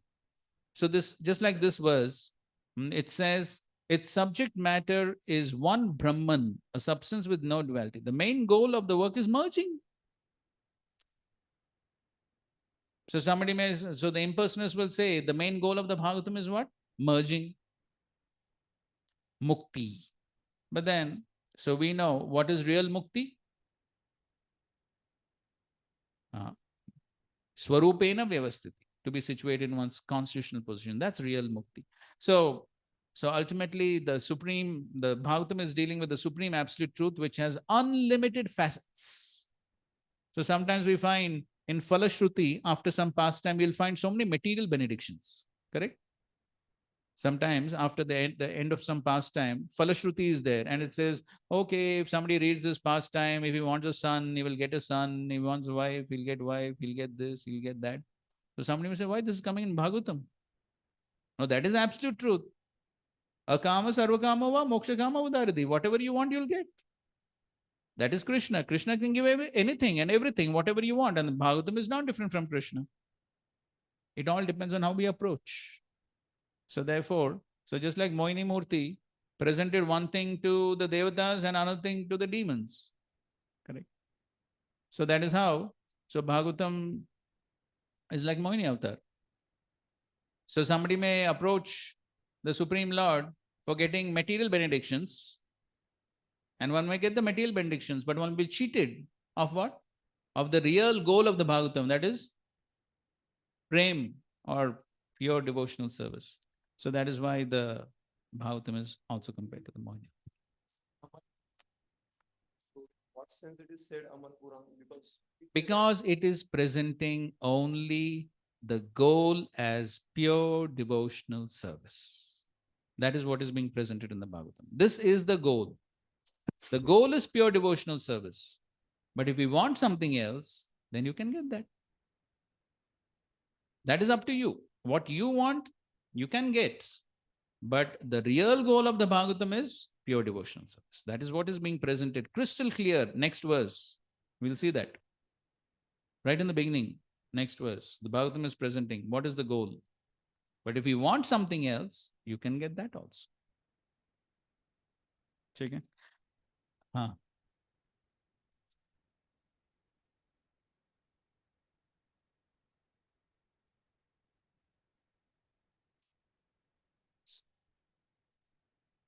Yes, that's Prabhupada's translation. Because Prabhupada wants to make the message very clear without ambiguity. That's always there with Prabhupada, because Prabhupada wants to make sure that nobody gets any other meaning except pure devotional service. But what's the Sanskrit? Kevalya. So the word Kevalya can have so many different meanings, and it all depends on who's the reader. Right. Fine. So that's the some understanding, some explanation of the first verse. So now we'll take a 10 minutes break and continue with the second verse. Hare Krishna.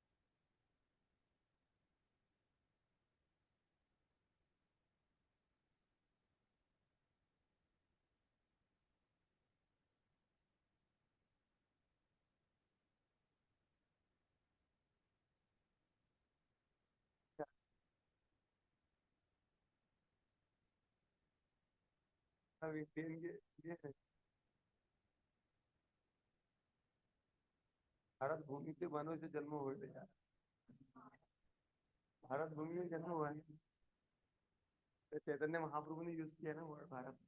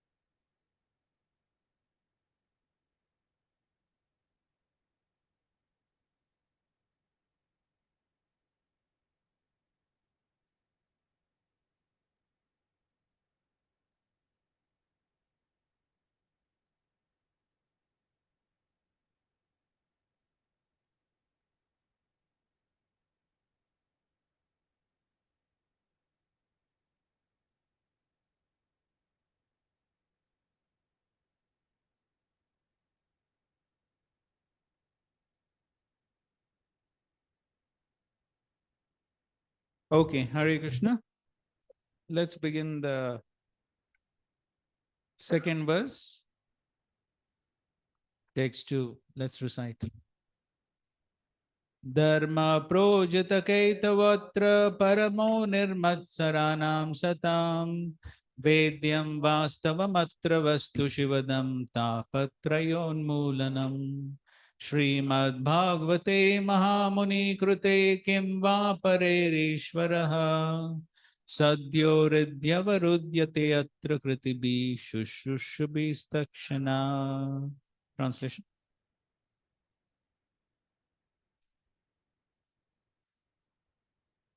Oh, we are in line, sir.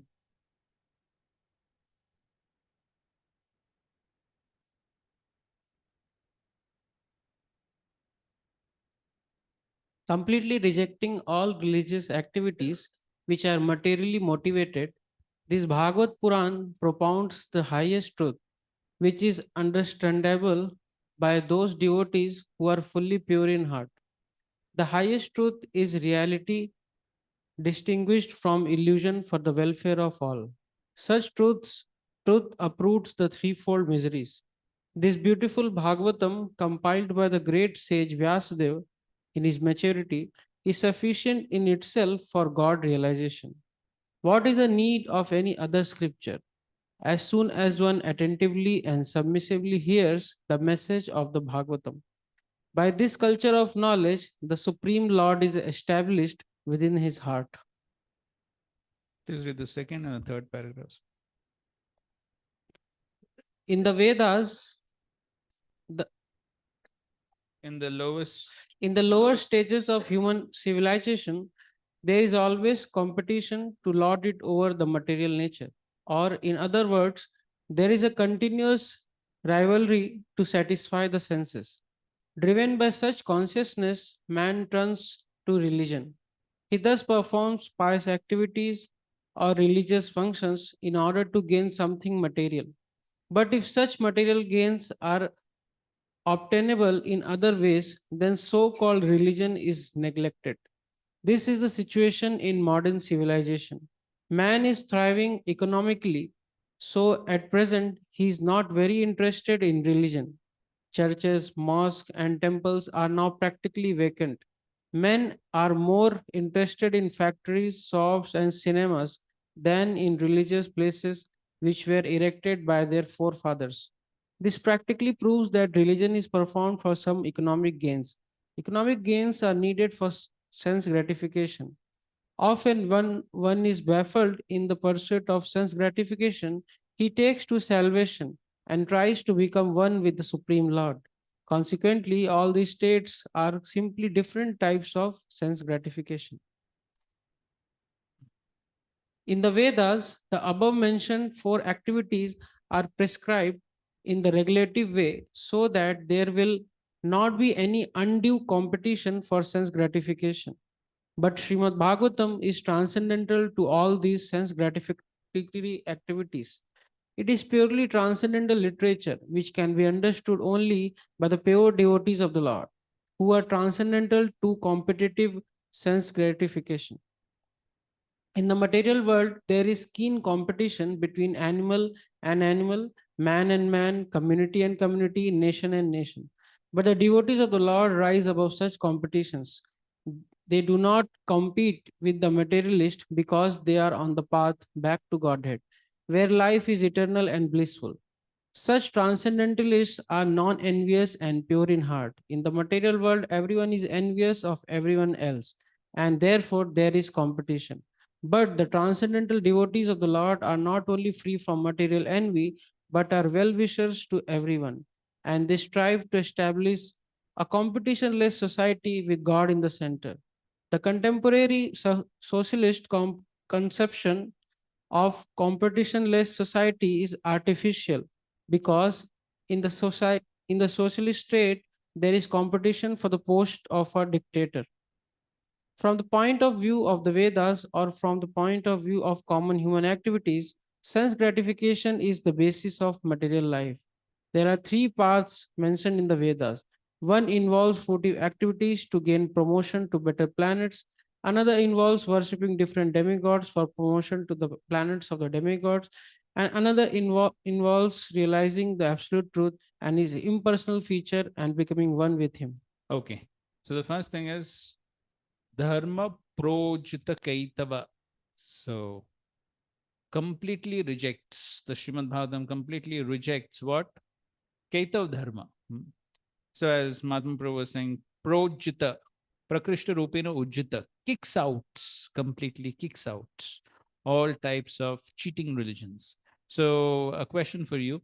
So what is the distinction between real and pretentious religion? Some differences between real and pretentious. Yes, bro. What? Real religions ordained by Lord and pretentious? Okay, introduced by some people. Okay. And real? Okay, so real religion is ultimately to please the Lord, to love the Lord, but pretentious is for some material gain. Sugar. Okay, the goal is love of God, that's material. Something else?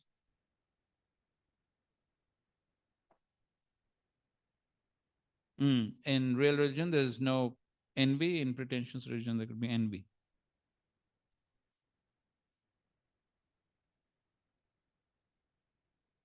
Mm-hmm.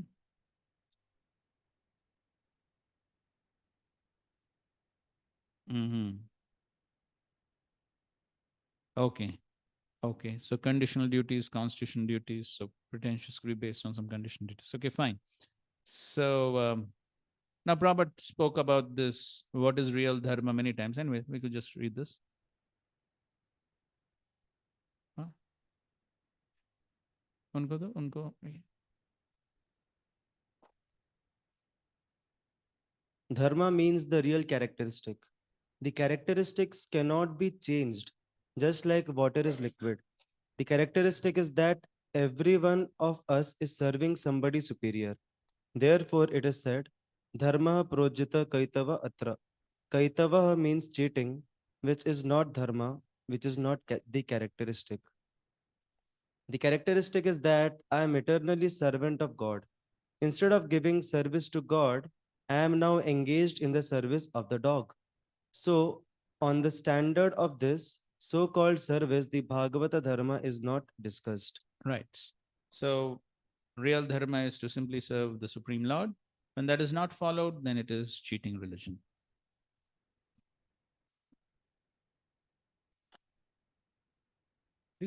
Wait, this is from the purport. Okay, so here Prabhupada is talking about give us our daily bread.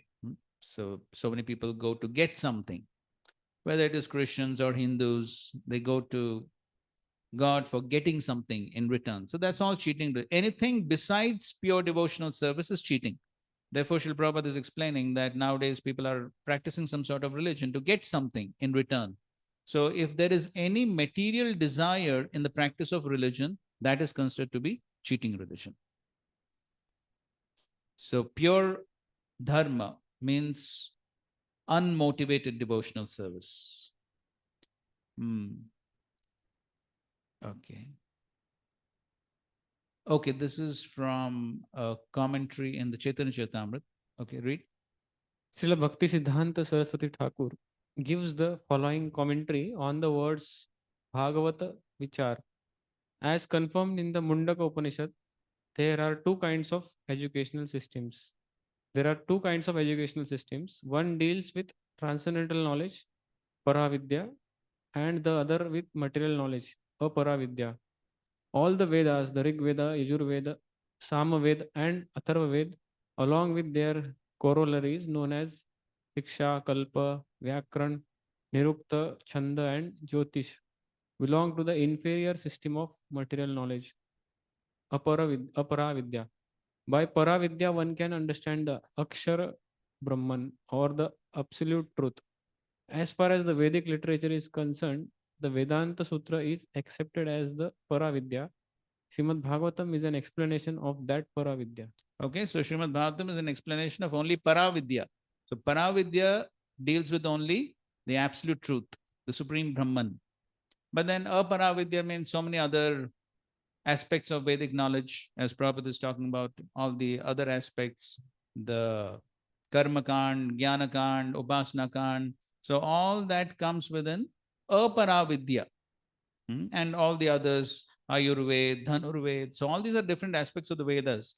But all these are considered Aparavidya. It's considered material knowledge.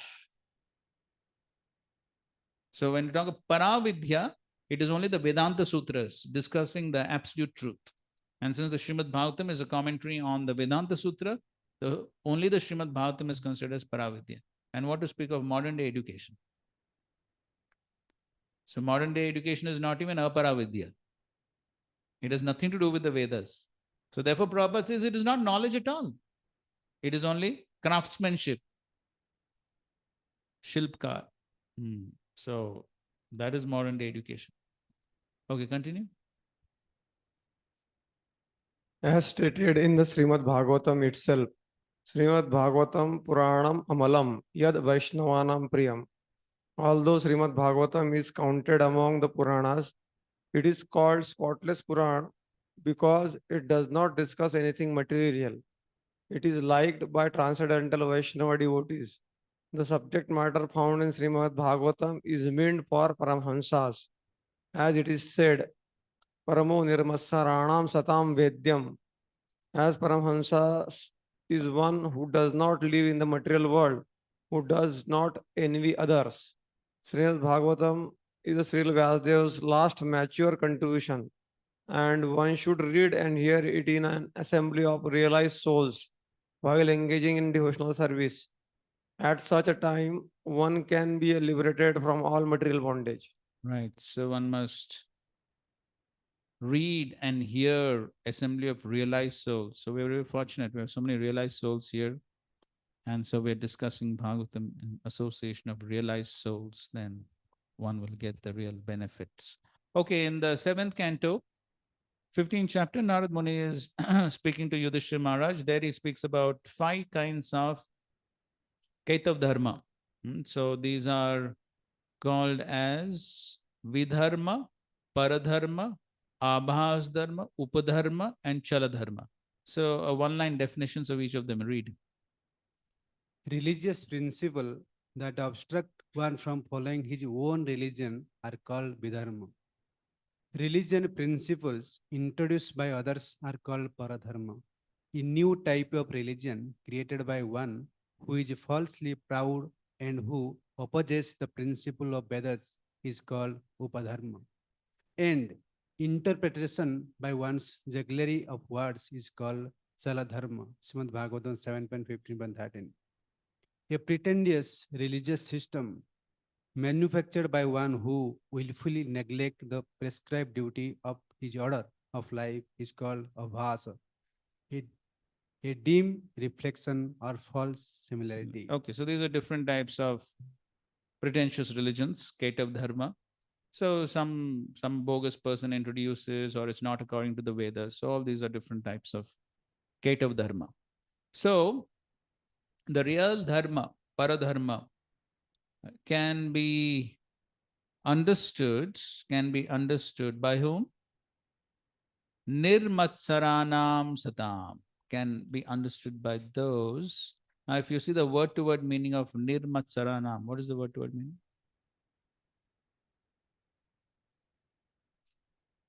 Yes, 100% pure in heart.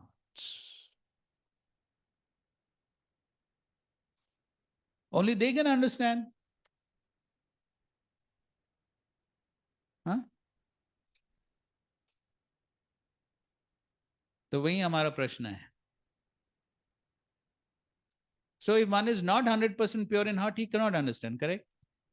So that means at least I should not be reading Bhagavatam because I can't understand. ठीक है, class बंद करो अभी.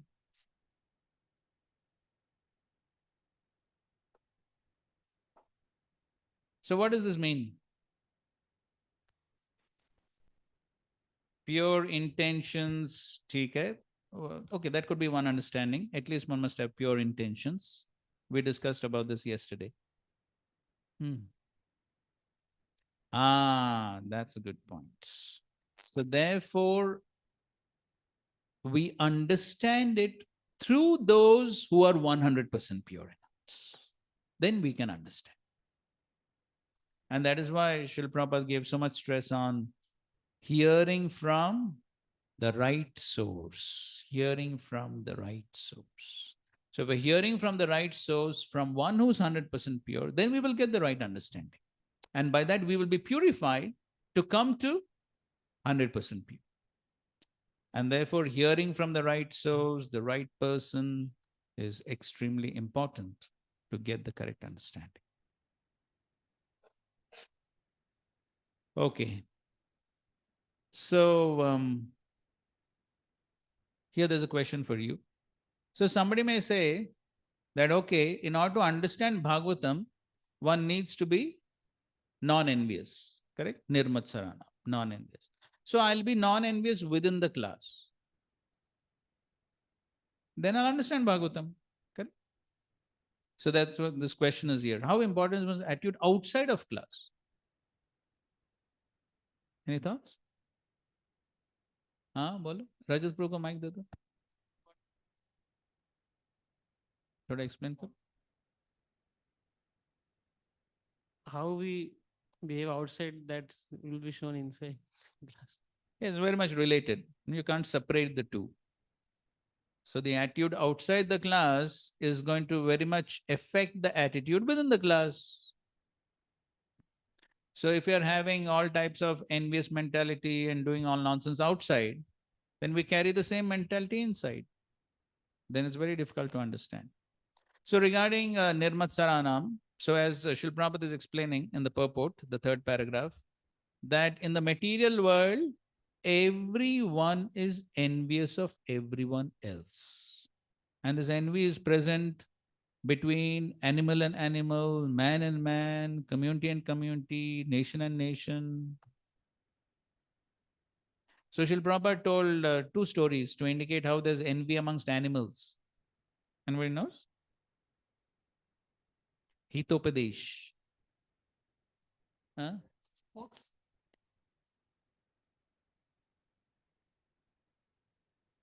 Okay, ठीक है. So Prabhupada tells the story of how there was a dog who was carrying some food in his mouth and he was crossing a river and then he sees the reflection in the water and he thinks there is another dog with some more food. So he thinks, Arey, he has something more. I need to get that. So what he does? Oh, he starts barking. He loses the food within his own mouth, and there is no other food. So Srila Prabhupada says, actually, when Srila Prabhupada tells the story, Srila Prabhupada says, this story is very instructive. Why? If one is envious, one does not get something more, rather one loses what one has. This is the result of envy. तो जो ईर्ष्यालु व्यक्ति है वो क्या सोचता है, जो दूसरे व्यक्ति के पास है वो मुझे मिलेगा, या मैं पूरी तरह से प्रयास करूंगा वो मिलने के लिए, लेकिन अंत में क्या होता है, वो नहीं मिलता है, लेकिन जो खुद के पास है, हाँ, very important, because in this material world everyone is envious of everyone else. और एक स्टोरी वो भी आपने सुना होगा, खरगोश और सिंह, सुना है? नहीं?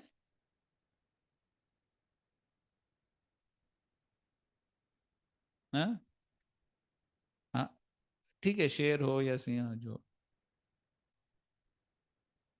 So there was this lion and all the animals, they had a meeting. Every day they would send one animal to the lion. And so one day there was the turn of the rabbits. आगे क्या हो गया? हाँ. So anyway, so the rabbit was very intelligent. Of course, the story is used in 2-3 ways. So the rabbit was very intelligent. So he purposefully went late. And so he went late to the lion. Lion got very angry. Because when one is hungry, one gets angry. Hungry man is an angry man. I saw this on the board of a restaurant. But it's true. So now many of you may be hungry, so we don't want to see angry faces. Anyway, so the lion got very angry and he said, "Late kyun ho gaya?" Arey, there was another lion on the way and he wanted to eat me. But I convinced him, "No, sir, I'm meant for somebody else." So that's how, so I told him, okay, I'll go and take permission from the other lion, I'll come back. ठीक है? So where is the other lion? Okay, I'll show you. Come. So the rabbit takes the lion to well, Kua. So it and says, "See inside, there is another lion." Oh, there is another lion? And immediately the lion jumps inside. Finished. Actually, Prabhupada tells the story very beautiful here in his lecture. So there's envy. Even amongst animals, there's envy. So the predominant quality in the material world is envy. And so it's so deep-rooted, very difficult to give up. Even when one comes to devotional service, the envy is something which torments devotees. And could manifest sometimes in very ugly ways. And Srila Prabhupada very well knew that. And therefore, Prabhupada is speaking this lecture about envy amongst devotees. Very significant. Please read. Nirmatsarana. Matsarata means to become intolerant when his neighbor is prosperous. In our Krishna conscious movement, if we become envious, oh, my God brother, oh, he has become so popular. He's making so much progress. So put some impediments towards his progressive path. This is also material. So this Bhagavad Dharma is not for such envious persons. Therefore, it is stated here, Paramo nirmatsaranam satam, not for the envious persons. The envious persons, that means materialist, they will not be able to understand what is spoken in the Shrimad Bhagavatam. The Vaikuntha consciousness is that if your neighbor, if your brother is prosperous or progressive, then one should think, oh, he is so nice that he has served God so nicely. God is so pleased upon him that he is making so nice progress. That is Vaikuntha consciousness. Yes. So Prabhupada is especially speaking about how even within our Krishna consciousness movement, this is possible. Oh, he's become so popular, he's making so much progress, put some impediments. So this is called what? Crab mentality. Crab mentality. Pull the other person down. So sometimes this envy is so deep rooted, even in the society of devotees, these things can happen. So we see that somebody is making progress, somebody has, of course, envy is such a thing. Anybody has anything more than me, one can become envious.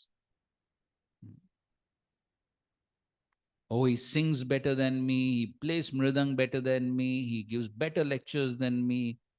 Hundreds of reasons to get envious. Cooks better than me. He puts tilak better than me.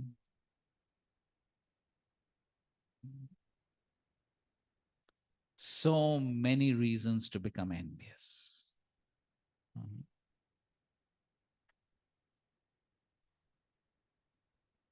And when the envy becomes intolerable, then one, what he does? Put impediments, bring down the person, find faults, criticize, blaspheme, bring down the person.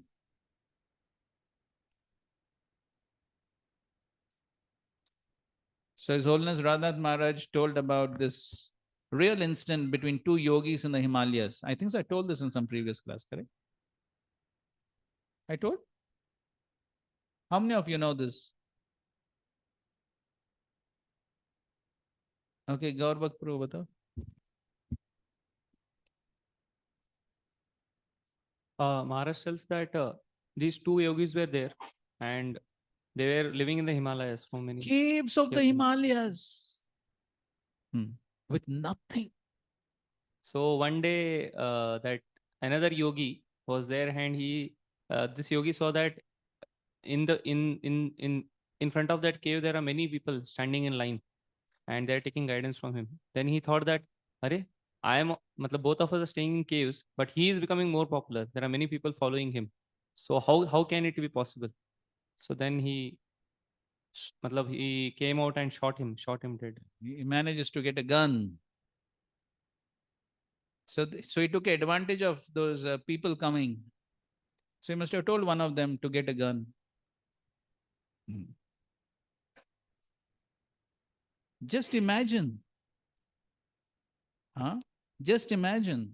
They're staying in the caves of the Himalayas with nothing. Nothing. But they had one thing. Yes, envy. False ego. That is what they had. They could not give it up. They renounced the entire worlds, maybe only one Kopin or whatever. That's all what they had. Kopin and Kamandalu. That's all. Himalayan yogis, babas, what they have? Nothing. But still they were not able to give up this envy. Went to such an extent that he killed the other person. Can't imagine how far one can go.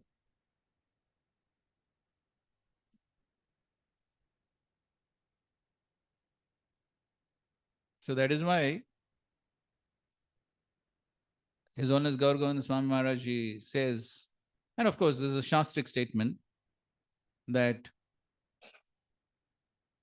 even for the transcendentalists, sadhus, they may be able to give up Kanaka and Kamini, but Pratishtha, very difficult, very difficult. His Holiness, it just reminded me, His Holiness Purnachandra Maharaj, he was teaching us Bhakti Shastri, would always say, Sadhu Savdhan. Sadhu Savdhan.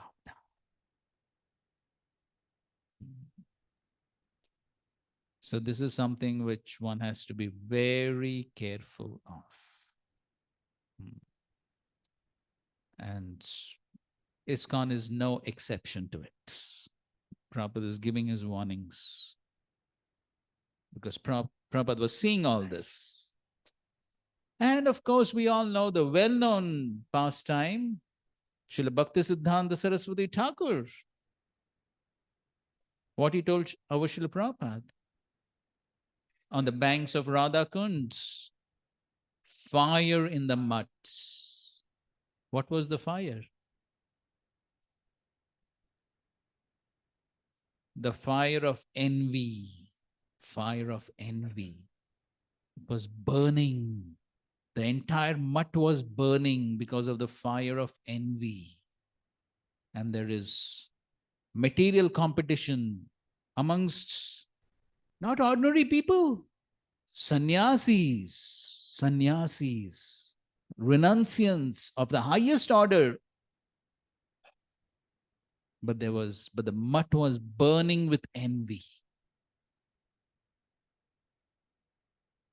You can read Srila Bhaktisiddhanta Thakur's final instructions. He gave so many instructions to the people of the mutt, sannyasis of the mutt. He gave so many instructions. He was giving them. Nobody was ready to follow.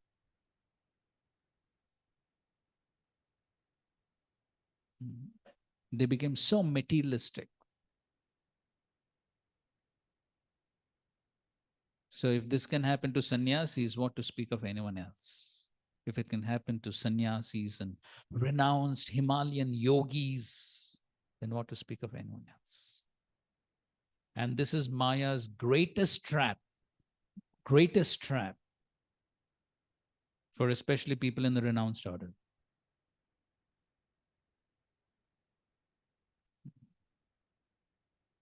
If one is not careful, then, and of course, unfortunate, but it's a fact. And we see it right within our society, right within our ashrams, we find it. Competition for posts, positions, facilities. We see it.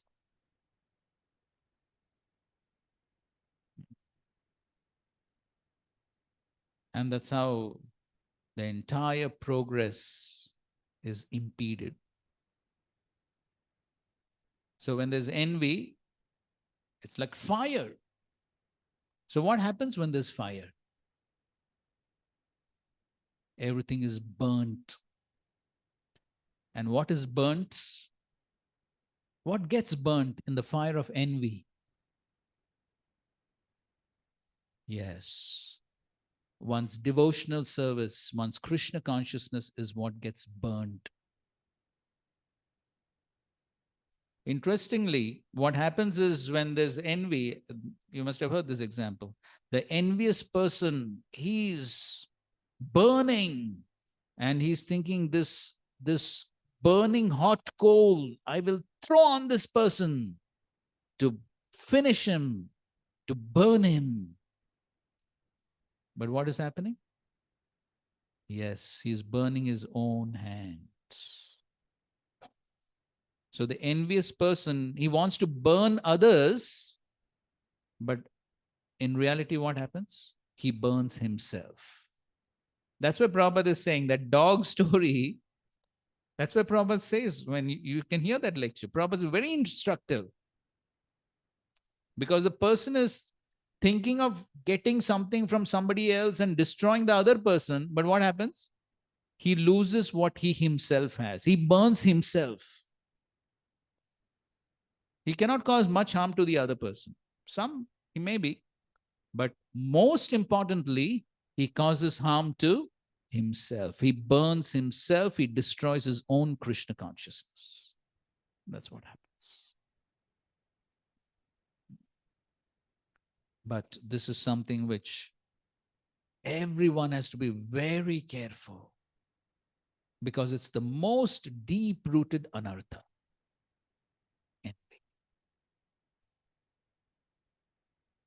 But then how to get rid of this envy, and what should be the ideal mentality amongst devotees, especially in our movement, Srila Prabhupada talks about in this famous purports 7, 5, 12. This is the last paragraph. Okay, read. Everyone should be friendly for the service of the Lord. Everyone should praise another service to the Lord and not be proud of his own service. This is the way of Vaishnava thinking, Vaikuntha thinking. There may be rivalries and apparent competition between servants in performing service. But in the Vaikuntha planets, the service of another servant is appreciated, not condemned. This is Vaikuntha competition. There is no question of enmity between servants. Everyone should be allowed to render service to the Lord to the best of his ability, and everyone should appreciate the service of others. Such are the activities of Vaikuntha. Since everyone is a servant, everyone is on the same platform and is allowed to serve the Lord according to his ability. Okay, right. So these are, every sentence is like a golden statement. So much can be said. But in any case, so the important point is, when there is no envy, then everyone appreciates the service of others. Everyone wants to encourage others' service, whatever it may be. As Prabhupada is saying, according to one's ability. Everyone should be allowed to render service to the Lord to the best of his ability. And everyone should appreciate the service of others. Such are the activities of Vaikuntha. This is Vaikuntha consciousness. Not condemning, not trying to criticize, blaspheme, bring down the other person. This is not spiritual world. This is not Vaikuntha. So here Prabhupada is speaking about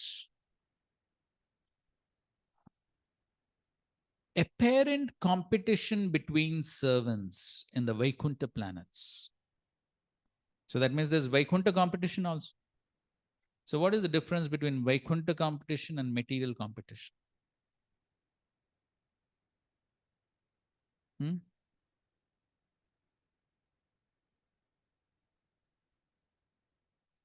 Say that? That is Vaikuntha competition. So in Vaikuntha competition, goal is pleasure of the Lord. In material competition, goal is myself. Some other differences?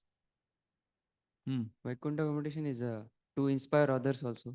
When we perform, to inspire to serve the Lord better and better.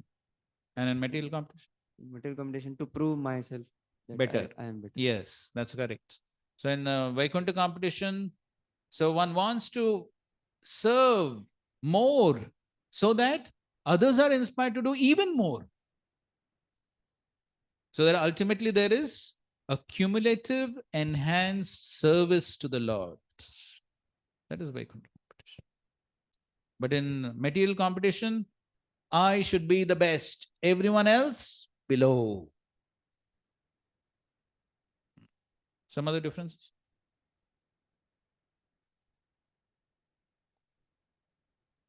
This I remember this pastime where Maharaj to Chopati devotees, they were first.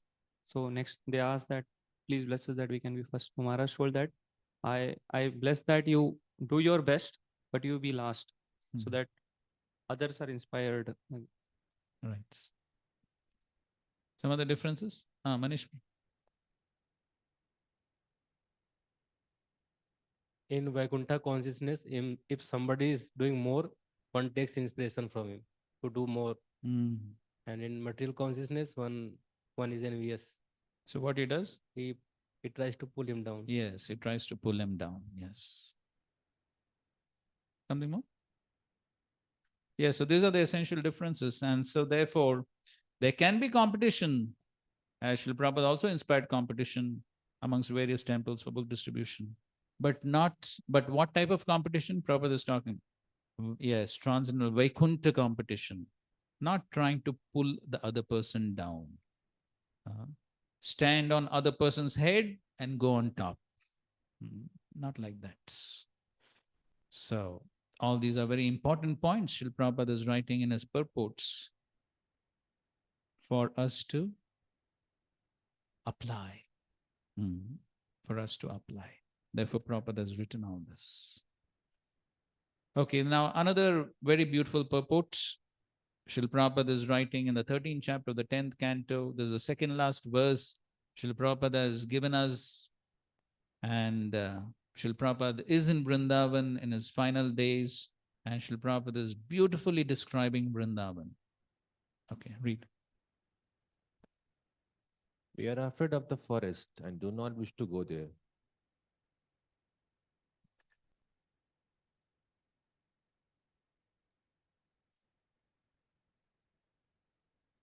We are afraid of the forest and do not wish to go there.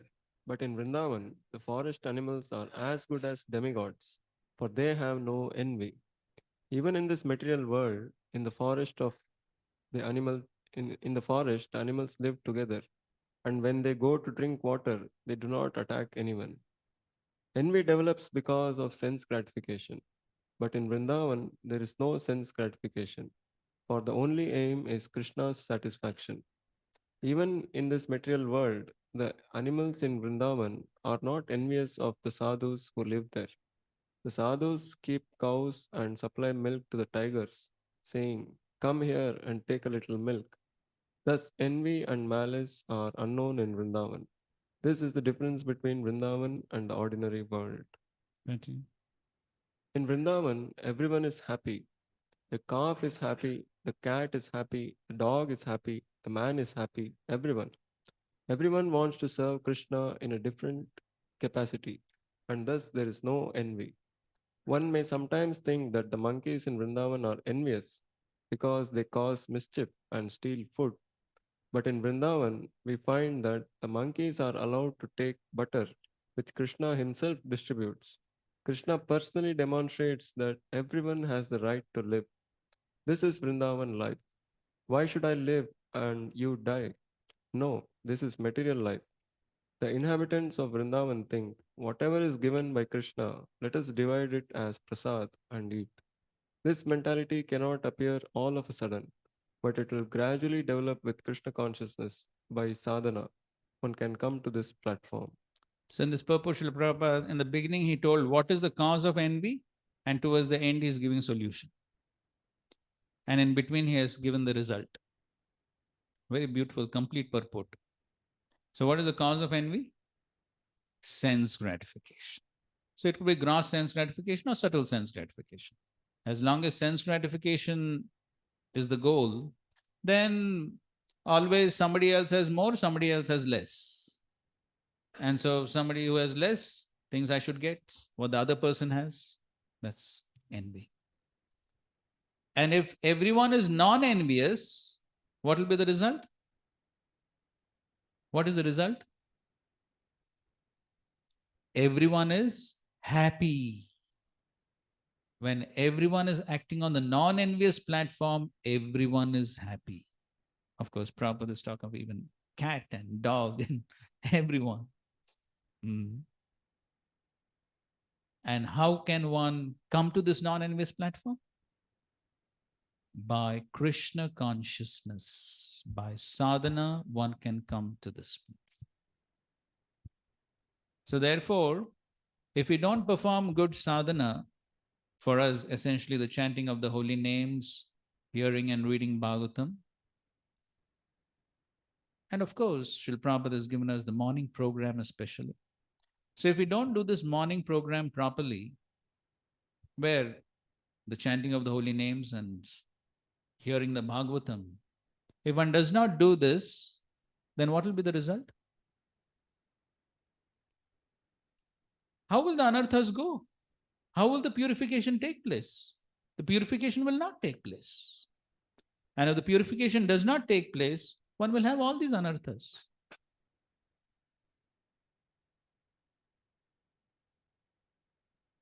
And that is why practically we see that everywhere, whether it is this temple or that temple or any temple, everywhere we see.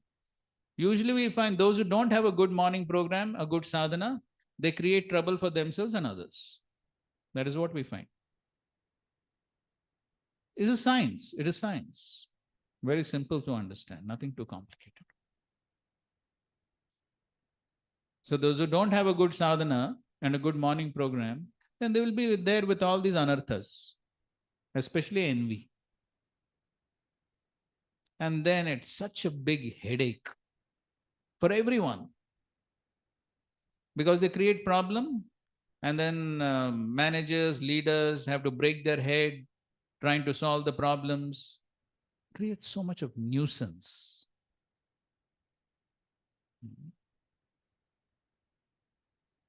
And that's the reason why Srila Prabhupada emphasized so much. And I don't remember whether I told you this past time before, but it's on as Giraj Maharaj writes in his book, The Jew Story, how at one point of time, the senior devotees were staying in a separate apartment because that time Jew was quite away from the main Bombay city. Did I tell this past? Srila Prabhupada came. Then what happened?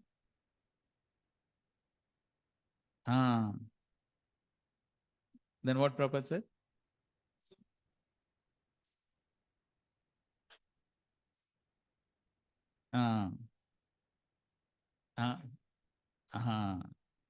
Okay, yes, that's right. So, Tamal Krishna Maharaj, Giraj Maharaj, Sham Sundar Prabhu. So, 4-5 senior devotees were there in this apartment. And they were very busy, of course. They were very busy going to the government offices and courts and this and that. And morning to night, they were busy. And so, therefore, obviously, they were tired and they were not having any morning program. So, when Srila Prabhupada came, so he also was staying in the same apartment. So, Srila Prabhupada asked Tamal Krishna Maharaj, why no morning program? And Tamal Krishna Maharaj says, Srila Prabhupada, there are no guests coming. Prabhupada says, no guests, but what about you? So, Tamal Krishna Maharaj says, no, we're busy, this, that. Srila Prabhupada said, see, the materialistic persons, they get up in the morning, they go to the office, eat something, come back and sleep. So if you are doing the same thing, then what is the difference between you and them? And then he says, you have made this a hostel mess. Hostel mess. That's what happens. So if people are simply staying together and eating and sleeping and doing some work, what do you call that place? Hostel. No difference.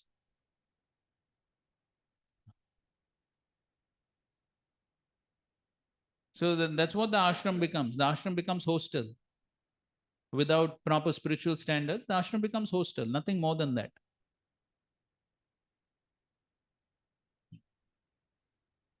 And therefore, Srila Prabhupada, you can see how many letters Srila Prabhupada has written to the leaders of our movement to maintain these morning program standards.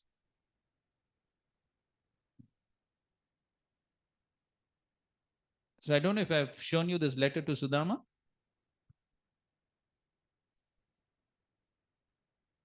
Okay, I'll show you that because it's very significant. And of course, that's one sample which Srila Prabhupada has actually written to some. But in the context of the discussion, I want to show you that.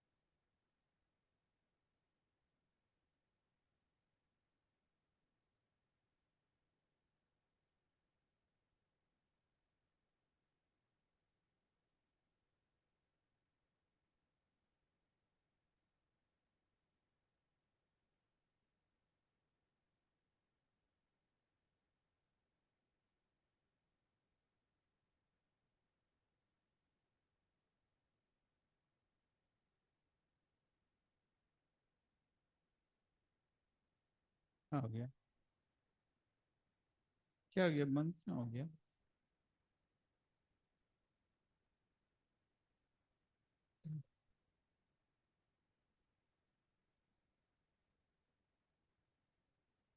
Okay, so we won't read the first part of this letter. Prabhupada is writing in 1973. So he's writing to Sudama Prabhu. I think so. And at that time he was a GBC. It's okay. So it's a small thing. Okay, so read the last part. So now I'm seeing. So now I am seeing more and more that my senior disciples must take an active role in continuing the highest standard of purity which has been established in our Vaishnava line. In your traveling from center to center, you must be very careful to see that the leaders are observing the principles of chanting 16 rounds, rising early for Mangalarti, participating in the morning and evening classes, observing the four regulative principle, etc.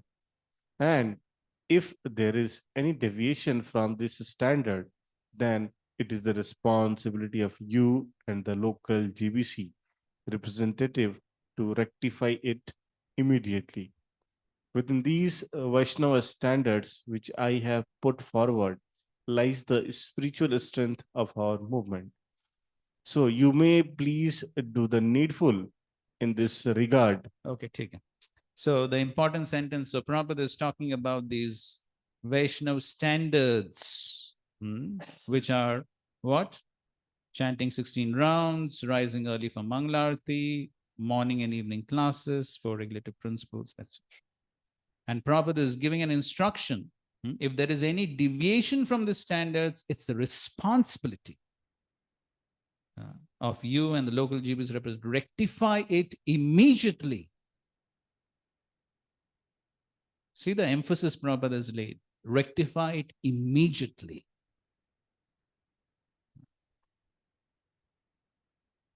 And you can see, so as a GBC, Prabhupada is writing to the GBC and he says, you must be very careful to see that who?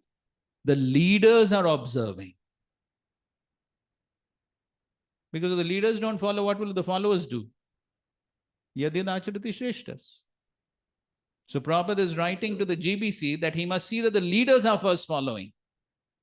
Because if the leaders themselves are not following, what do we expect others to do? And that's the important statement. Within these Vaishnav standards, which I have put forward, lies the spiritual strength of our movement. It's nothing too mystical about that statement. Spiritual strength comes from what? Spiritual practices. So if the spiritual practices are weak, where will the spiritual strength come from? Obviously. And then when there is no spiritual strength,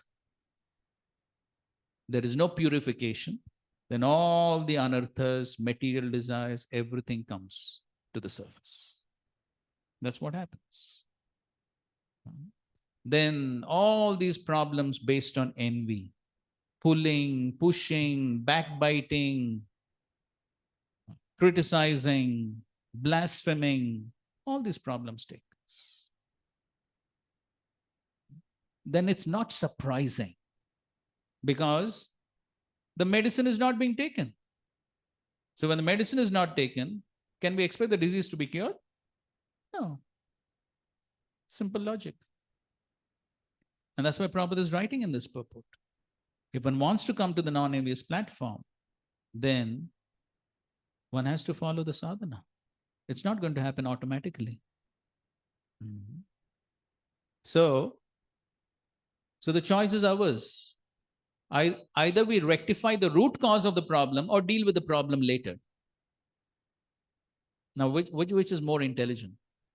Deal with the root cause of the problem, or after the problem comes up, then spend gallons of blood and hours of time to solve the problem.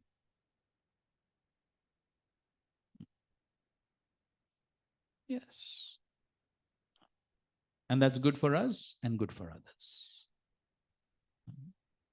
So all these are very, very important points.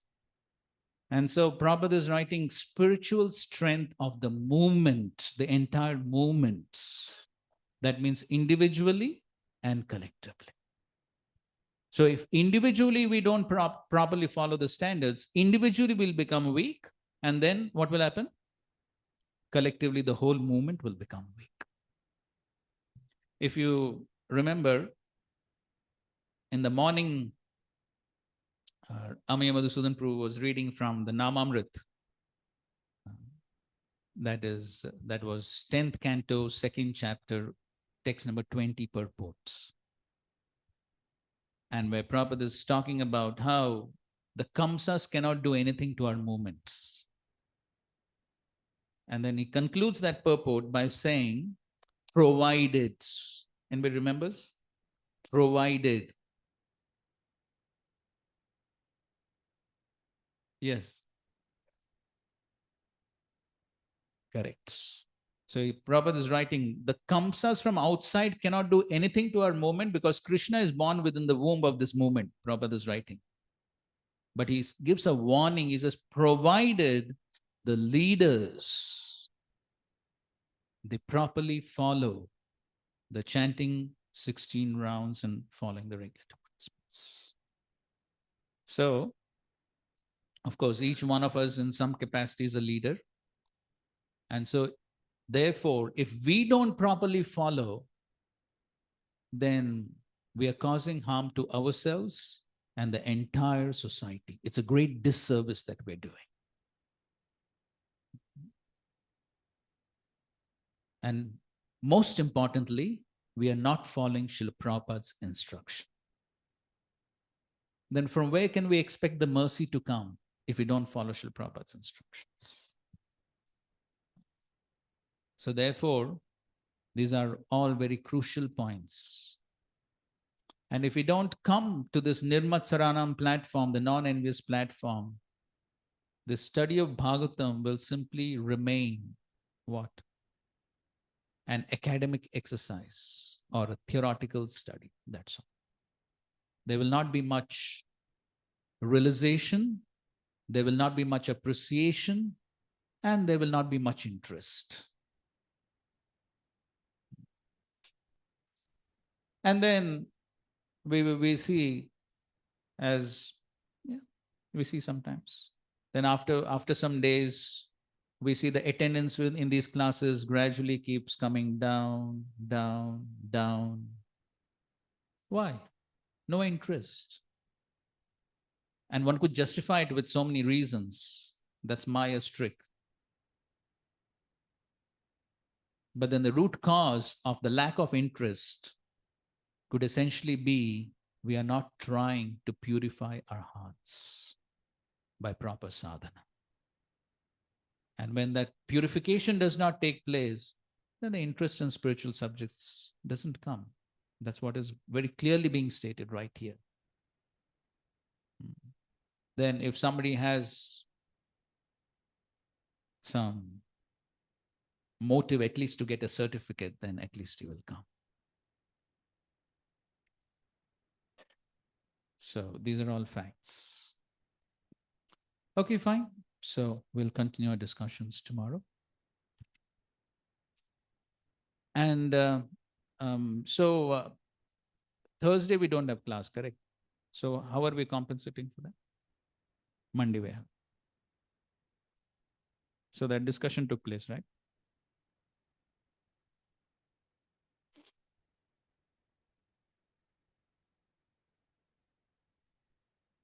Okay, fine. You can discuss it later. Okay, I think so. Okay, one question we'll take.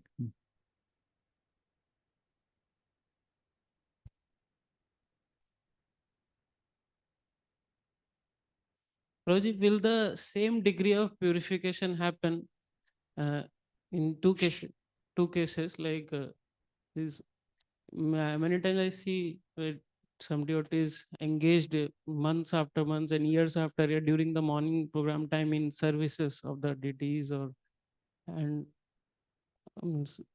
continuous prolonged like months after months and days, years.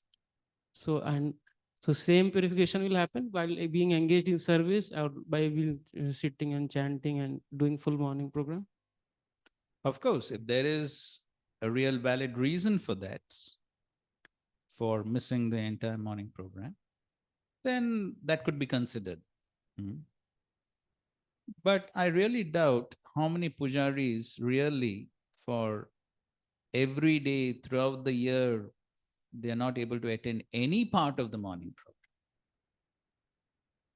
I don't know. But definitely, as far as I understand, and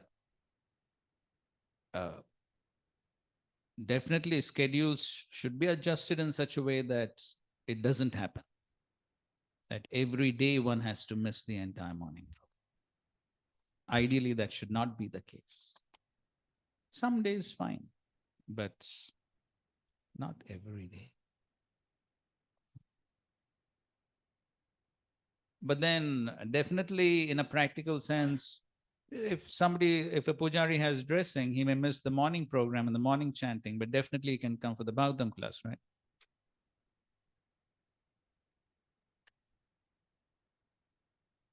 Ultimately, everything depends on one's own sincerity. If one wants to justify, then there's enough scope for justification.